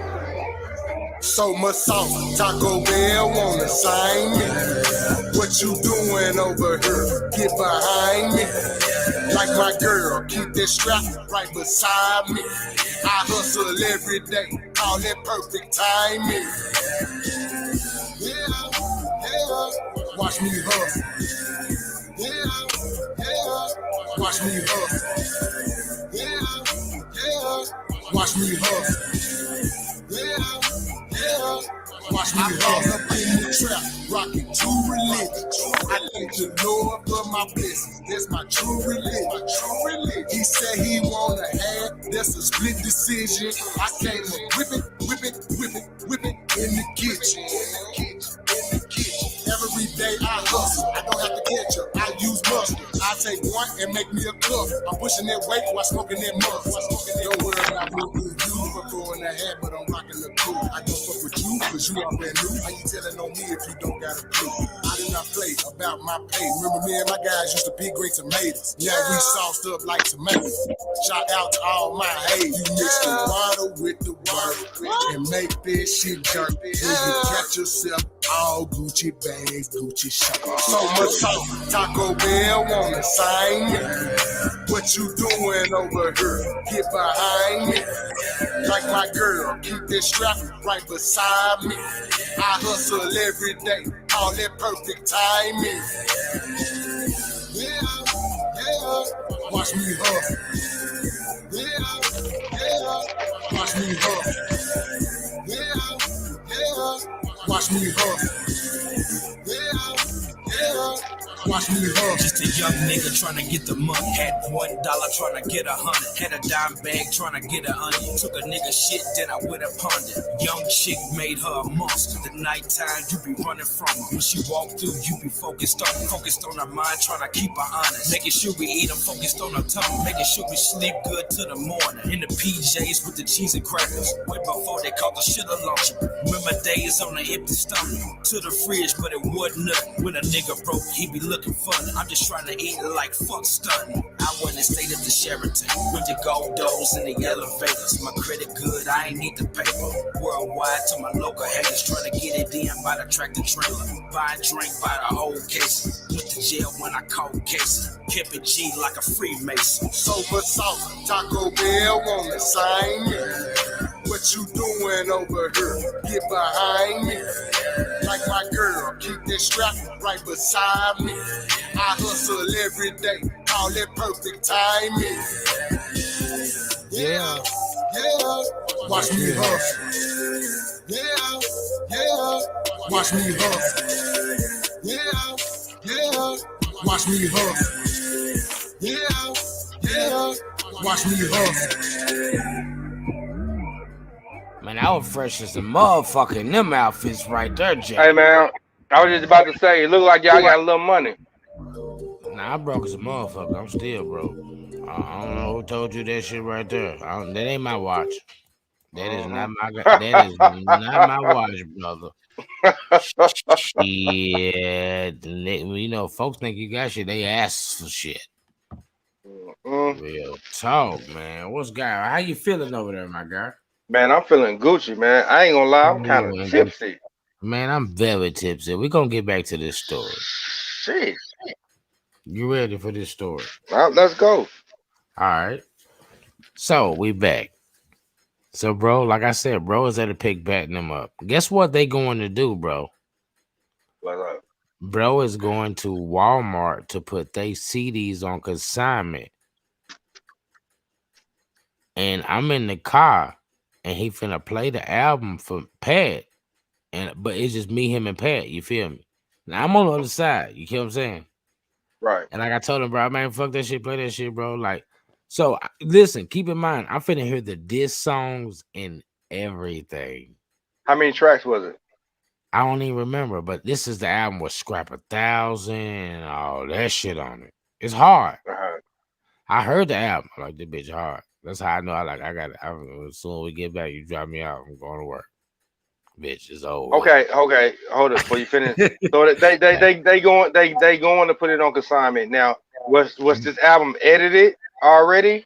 No, this is the actual street version of it. This is the first copy of it, mixed, mastered, all the songs in order, everything. Bro was coming to play it for Pat and ride around. I was at Pat crib, and they was No, going I'm to saying he was guys. going to Walmart for it though, right? Yep, bro. Now, bro. That's why I can respect bro to this day because I've actually been even during the midst of the goddamn beef. I'm talking about, bro. This is after they first album, Wild and Buck. In the middle of the fucking beef, I'm in the car with bro. Right. With him and one of the members. Me and the members cool, and me and him slick cool too, because I really don't have no. I really like, you know what I'm saying. Thinking about it, I really didn't have an issue with dude, other than like I didn't like some of the shit he was talking about, but I didn't have nothing that problem with him as an individual. But this is still before y'all dropped y'all record. No, we have been dropped. Okay. We have been dropped. They on their second joint. We on our second joint. You know what I'm saying? I got you. I'm following. We in the middle of it. Like, listen, this is after all the fights and all this other shit too. This is after all that too. You know what I'm saying? Like, this is after all that. But I'm in the car with bro on their motherfucking way to go do a consignment for their next CD. This is one of the reasons, like, I learned how, like, what consignment was all about and all that shit right there. So, like, because I had been around, I've seen people do it. You feel me? Like, I was with them. But, and it's in the middle of the beef. We do it, and we play the album. And I was like, you know what I'm saying? I never get dude kind of turned around and looked at me. He was like, man, you know what I'm saying? Like, how that junk sound? And I was like, that junk hard. But I'm going to be on y'all ass, though. You know what I'm saying? No, but listen, like, that's why I said on some street shit and on some competitive shit too, though, like, cause I'm a competitor. So, right, you know what I'm saying? But like, and that's why I said, bro, like, that's why even when we got older, it was easy for me and dude to connect and do some shit because personally, we never really had an issue. And then I lived in the subdivision, like I used to play ball at dude's house when everybody else went over there and played ball. You feel me? Right. How much really beef is that? It's not really beef. It's more on a competitive spirit, especially if you and none of the individuals actually had interaction. And you really rolling off association, but you die hard for your association, as it is what it is. You feel me? So it like in actually, bro, it really wasn't no beef, bro. Like I don't. It really wasn't it wasn't no beef on your end. No, not on my end. I can understand that's and like you. I'm glad you said that. I can understand their perspective because the songs that was taken was theirs, and they was on them, and all the other shit. I just come along because they're my partners in the streets, and I got some shit going on over here, and they got some shit going on over here, and we put it all together. We already know each other. We fuck with each other on the street level, you know what I'm saying? But at first, not on music. You know what I'm saying? Right. Not on music at first, because they was already doing their own thing, and I was already doing my own thing. Right. So when we linked up, we just linked up, and I just inherited some other shit that didn't even have nothing to do with me. But I'm a loyal person, so these the people I'm with, and this what they own, and this what I'm on. I fuck with these other dudes. I mean, that's the classic shit. 50 Cent and Eminem shit. You know, Ja Rule won Eminem's beef, but he inherited. You know, but he definitely hibachied his ass when he decided to get in there. And it's the same way, in my opinion, it's the same way y'all did them.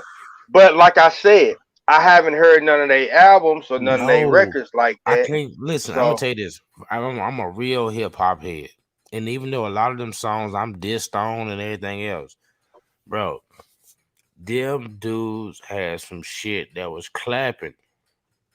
Yeah, and we clapping. I mean, of course, because motherfuckers still remember some of their records now, bro. Listen, but you gotta look at it. That's why the fuck we had to clap back so hard because they was clapping. They wasn't selling themselves short.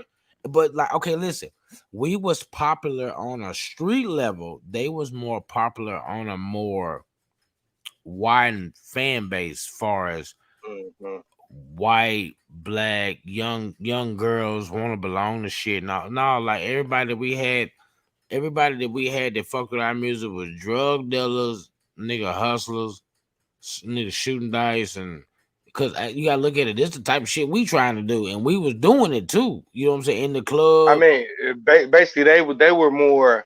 You saying they was more mainstream and y'all was more street. More street. You know what That's I mean? the best way to do it. Like the deals that they was offered was different from ours. You had somebody trying to sign them, and then you had me at 16 trying to work with one of Bad Boy Entertainment A&Rs, and they want me to sell all the music, and I'm hearing all this other shit. Fuck this shit, nigga. I ain't selling my motherfucking royalty. You know, I'm hearing all this shit in my ear. And that's why I tell folks the first deal I ever turned down was from a Bad Boy artist, a Bad Boy A&R. And I was 16 years old. But I knew what the fuck I was doing though, far as I made all the beats. I done all the recording, all the fucking engineering. What the fuck I look like selling you all the shit that I done? And that's why I like. And look, remember we was talking about this shit the other day. The first part of my fucking career and my life, it really wasn't about money. I was already making money, like from just recording other people.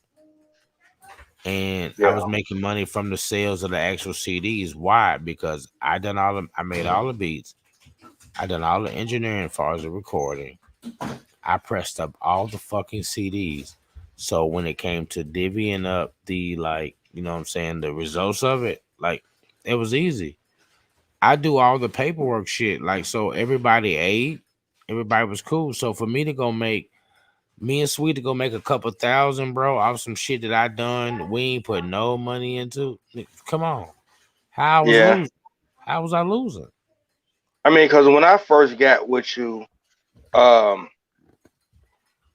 think you recorded the PBE album before you did my album and stuff. I did. Like that. I did. You know, dope album. I listened that to was dope. I listened to the junk the other day with I Like Your Style again. Oh yeah. That's good. That's gonna always be a classic, and it's a whole sentimental value to me too. You know what I'm saying? But I'm sure it does to you also. But you know what it does. And y'all my guys, and y'all was on some more pimping, laid back type shit. But at the same time, Trey, I made that beat. But at the same time, you gotta look at it like this too. Y'all were still our competitors. Nope. You know, because at that time, that other group we was talking about were gone. Yes. On our end, it was. No, I'm gonna tell you. Let me tell you why I should stop that shit. This is why I'm gonna correct you in your tracks. We're gonna dispute right here tonight on the fucking Connected to the Streets. This is what we're gonna dispute at, right? Okay. All right. You ready? Put your seatbelt on, Bucko. Hold on. All right, man. You fired up your cigarette. Let me fire my motherfucking cabbage. Cause you listen.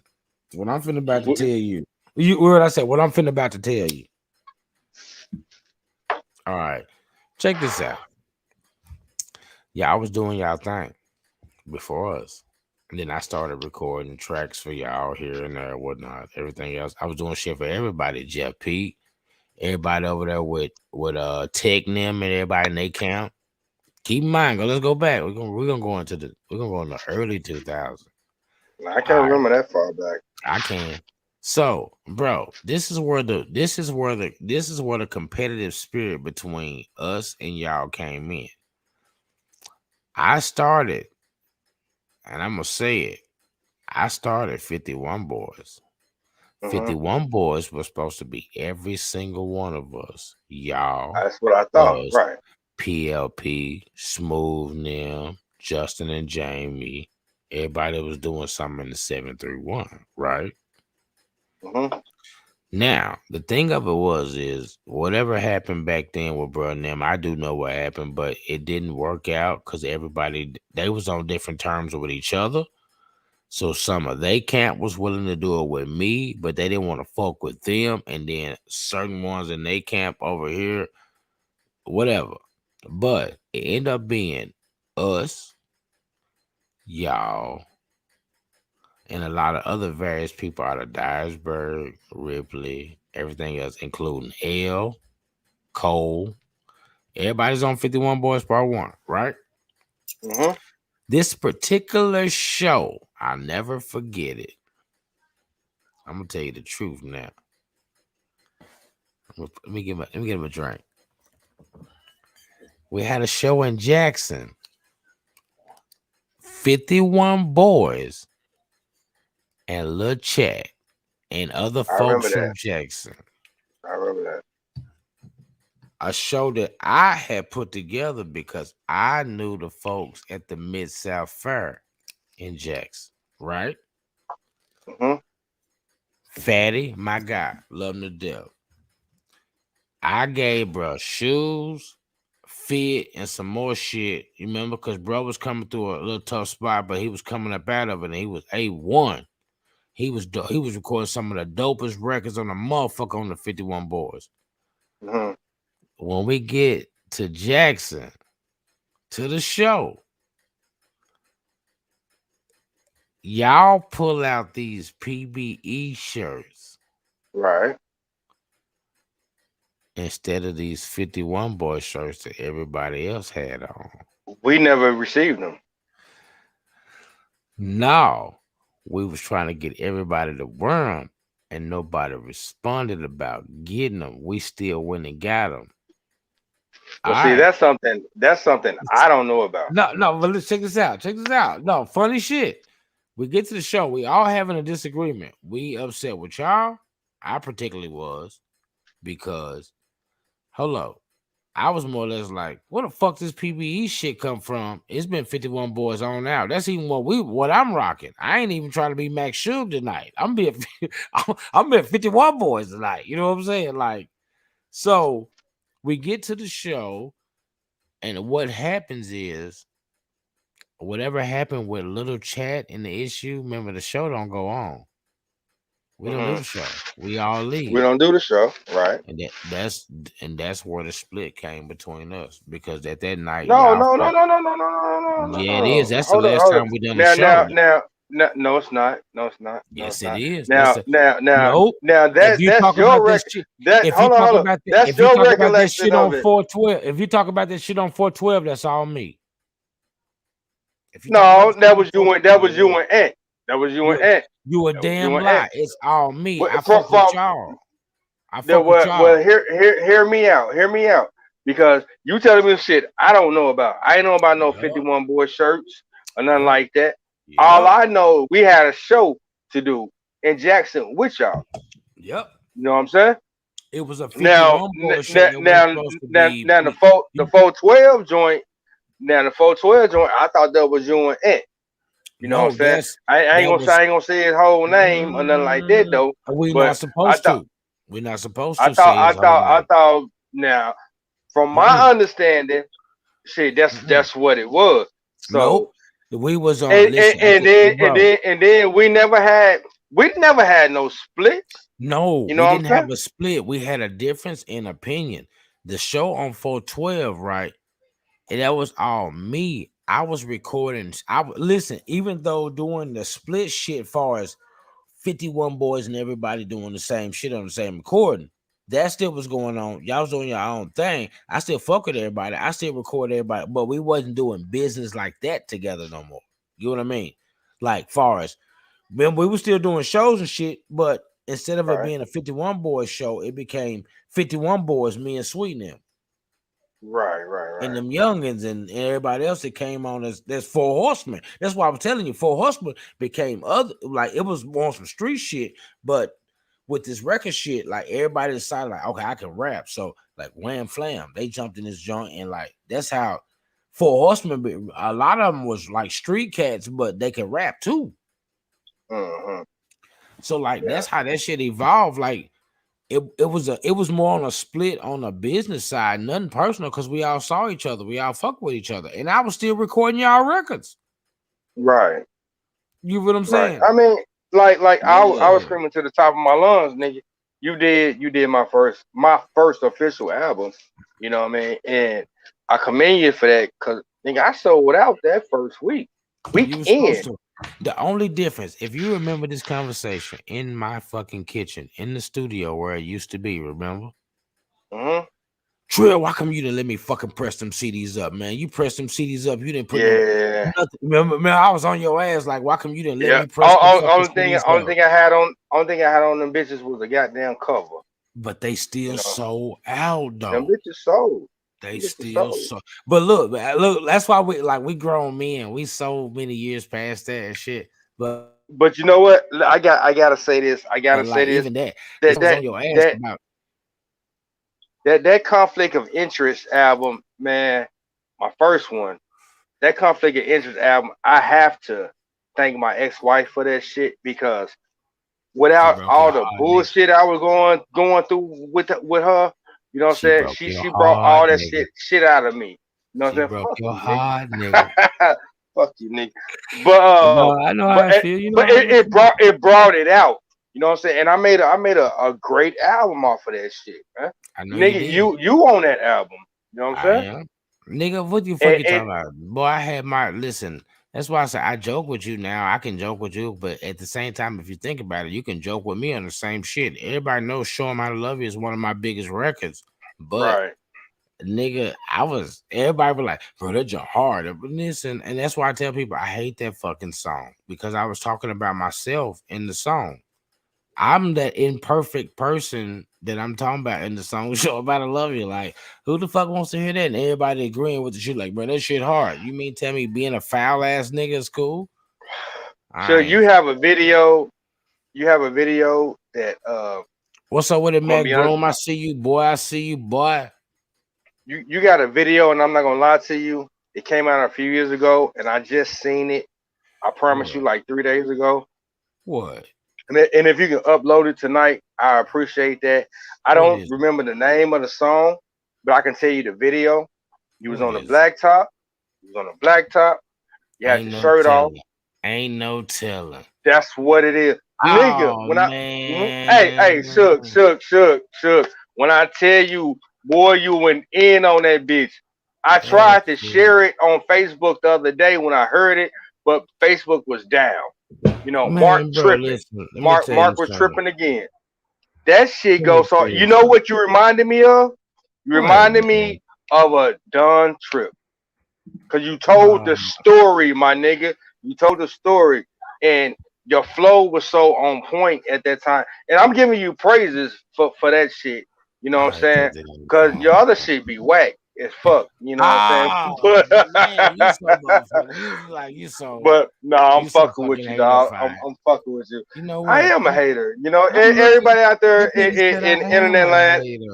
I am a hater. I'm gonna be your biggest. If you need somebody to hate on you, call me, cause I will hate on you quick. I'm a fucking hater, man. But I'm gonna always keep it pimping. I'm gonna always keep it pimping. What? I'm looking for that song right now as we speaking, bro. Cause like, so that shit go hard, my nigga. There ain't no telling. No telling. That's man. I mean, your delivery is what got me, man. Then the flow. Yes, sir. Yes, sir. You don't like it? It's no look. Okay, the song is actually on one of my new albums. The song is actually still not released. I just released a video on it because at the same time, because like I wouldn't give a fuck about that song, bro. Like, you know what I'm saying? Like, hard. Damn, bro. You know what? I'm looking for that fucking song right now too. That shit goes hard, man. You know what? You know how long it's been since I've seen that fucking video, bro? Well, I'm telling you, I put it in my playlist. On the Ain't No Telling? Yeah, on YouTube. I put it on my playlist. Real talk.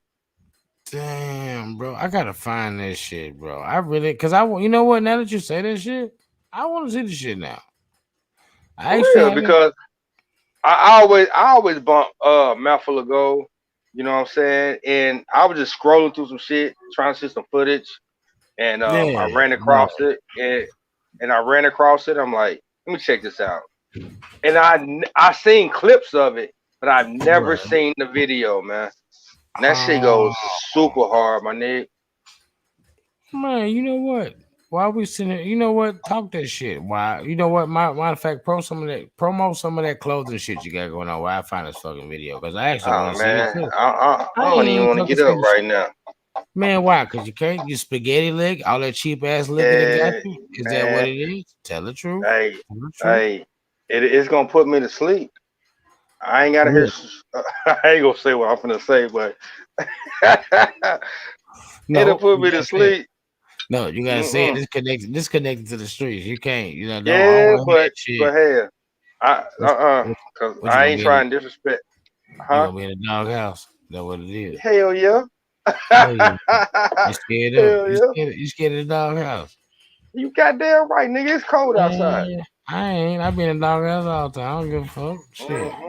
You know what I'm saying? What is it? You keep talking, motherfucker. I'll be quiet again. Shit. You know what I'm saying? I don't hear that shit. I'm just bullshit. And it makes so bad. She watch it. She watches it. She watched the show. Yeah, she watched the show. No, man. Don't say that shit. Yeah. Hey, sorry, Miss Wifey, but he's supposed to talk that shit to you. Fuck you talking about? He the alpha male. He gonna come home tonight. He gonna talk that shit, and he gonna hit you with the hit you with you. You know what I'm saying? He gonna hit you with the hit you with you. And just remember, I didn't say that. He said that. Yeah, man. You scared, man? Hell yeah! Like goddamn Bone Crusher. Scared, man. No, man, you can't do that, man. You know you can't do that, trail. Like listen, you are the alpha male, man. I hear you. Throw them on to my shorty. Man, so you what? You scared? If you scared, right. scared. Come on, man. I just said it 15 goddamn times, boy. No, man, but I want to hear you say it so much that I just, you know what, I don't fucking believe you. You know what? Why we doing that? I'm gonna play this shit right here because you scared as shit right now. All right, here we go. Here we go, man. Yeah, man. Fuck you talking about? I don't hear no sound. I don't wanna hurt nobody. I just want the money. He moved too fast. I know you heard now, motherfucker. I heard. Last thing I seen was the bullets hitting his partner running. Ain't no telling what I'll do when I want the money. When I want the money, it ain't no telling what I'll do when I want the money.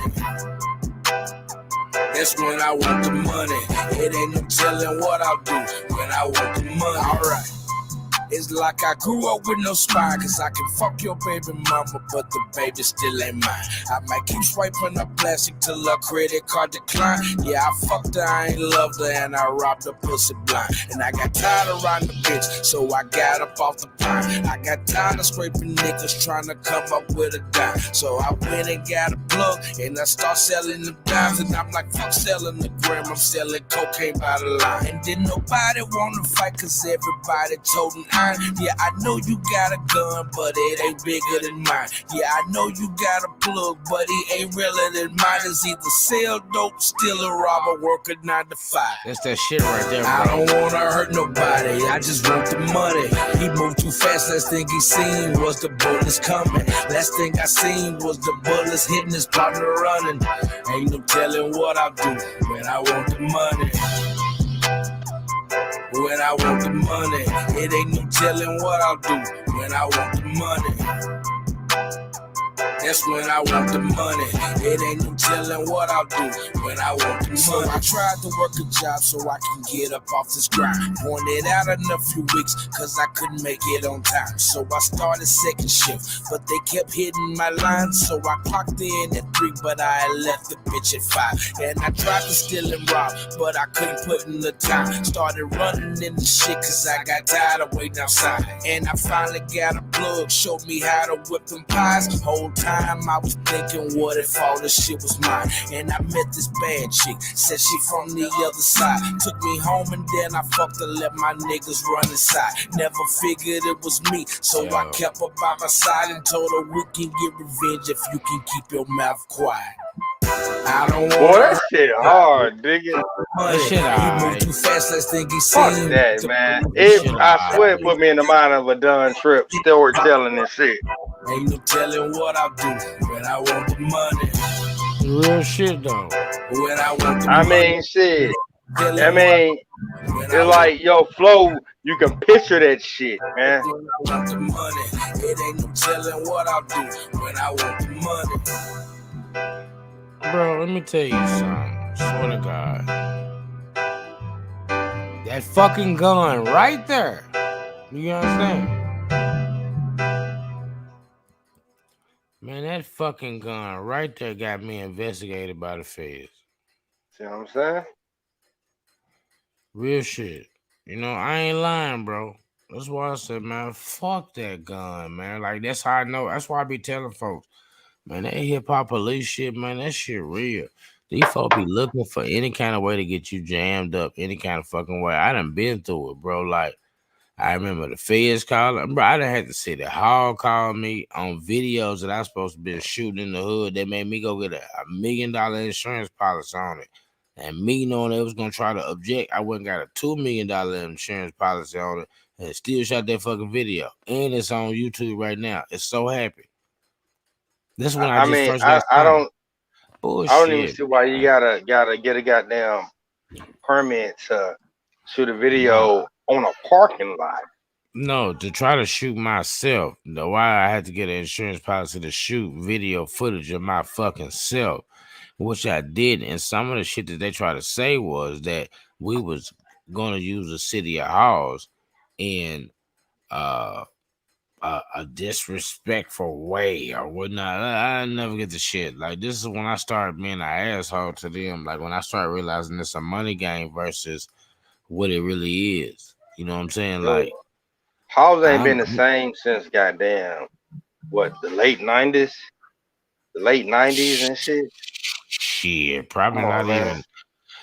Now, I give it, listen, the difference of Halls is like you got so many people that's from some fucking where else and moved here and picked up on things and they like it and they stayed here. But for the natives of the land, like, we have Halls tradition. There's a lot of shit that comes along with tradition.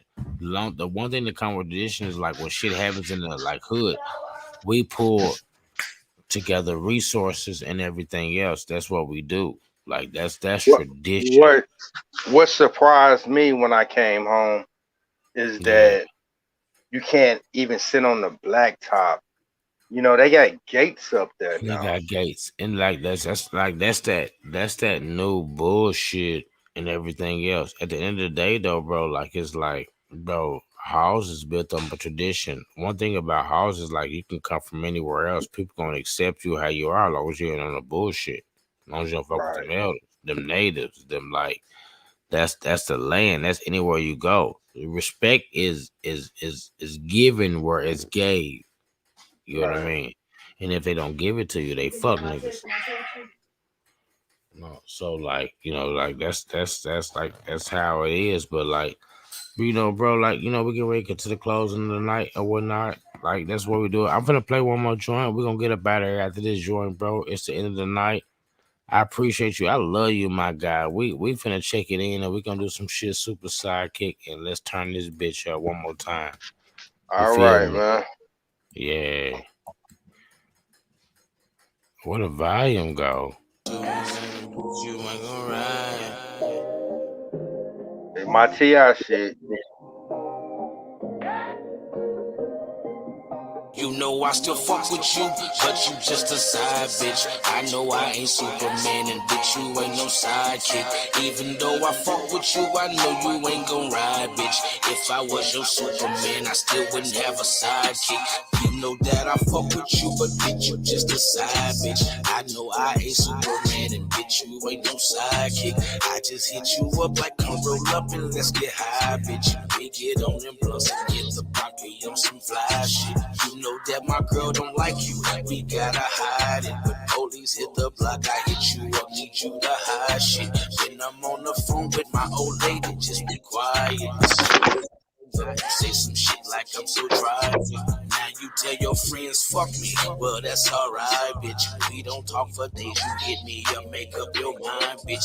Even though I fuck with you, I know you ain't gon' ride, bitch. And I know I ain't Superman, and bitch, you ain't no sidekick. You know I still fuck with you, but you just a side bitch. I know I ain't Superman, and bitch, you ain't no sidekick. Even though I fuck with you, I know you ain't gon' ride, bitch. If I was your Superman, I still wouldn't have a sidekick. You know I still fuck with you, but you just a side bitch. I know I ain't Superman, and bitch, you ain't no sidekick. Even though I fuck with you, I know you ain't gon' ride, bitch. If I was your Superman, I still wouldn't have a sidekick. I'm gon' keep it real with you, I won't waste your time, bitch. If the feds come fix your shit up, don't drop a dime, bitch. Anything they find in here, then everything is mine, bitch. Might be calling you from the cell, might do some time, bitch. I'm the realest in it, so spill it, what's on your mind, bitch. If you wanna talk to me and make the just press 9, bitch. Say you wanna come on the weekends, I ain't got time, bitch. That's what my old lady is, you just a side, bitch. Conversary and plenty letters, well, I don't mind, bitch. Long as you keep that to yourself, keep that on private. Even though I fuck with you, I can't deny it, but still you ain't my main girl, bitch, you just a side, bitch. And you know I fuck with you, but bitch, you just a side, bitch. I know I ain't Superman, and bitch, you ain't no sidekick. Even though I fuck with you, I know you ain't no rider. If it's ever been, then I know you ain't gon' ride up. You know I still fuck with you, but you just a side bitch. I know I ain't Superman, and bitch, you ain't no sidekick. Even though I fuck with you, I know you ain't gon' ride, bitch. If I was your Superman, I still wouldn't have a sidekick. You know I still fuck with you, but you just a side bitch. I know I ain't Superman, and bitch, you ain't no sidekick. Even though I fuck with you, I know you ain't gon' ride, bitch. If I was your Superman, I still wouldn't have a sidekick.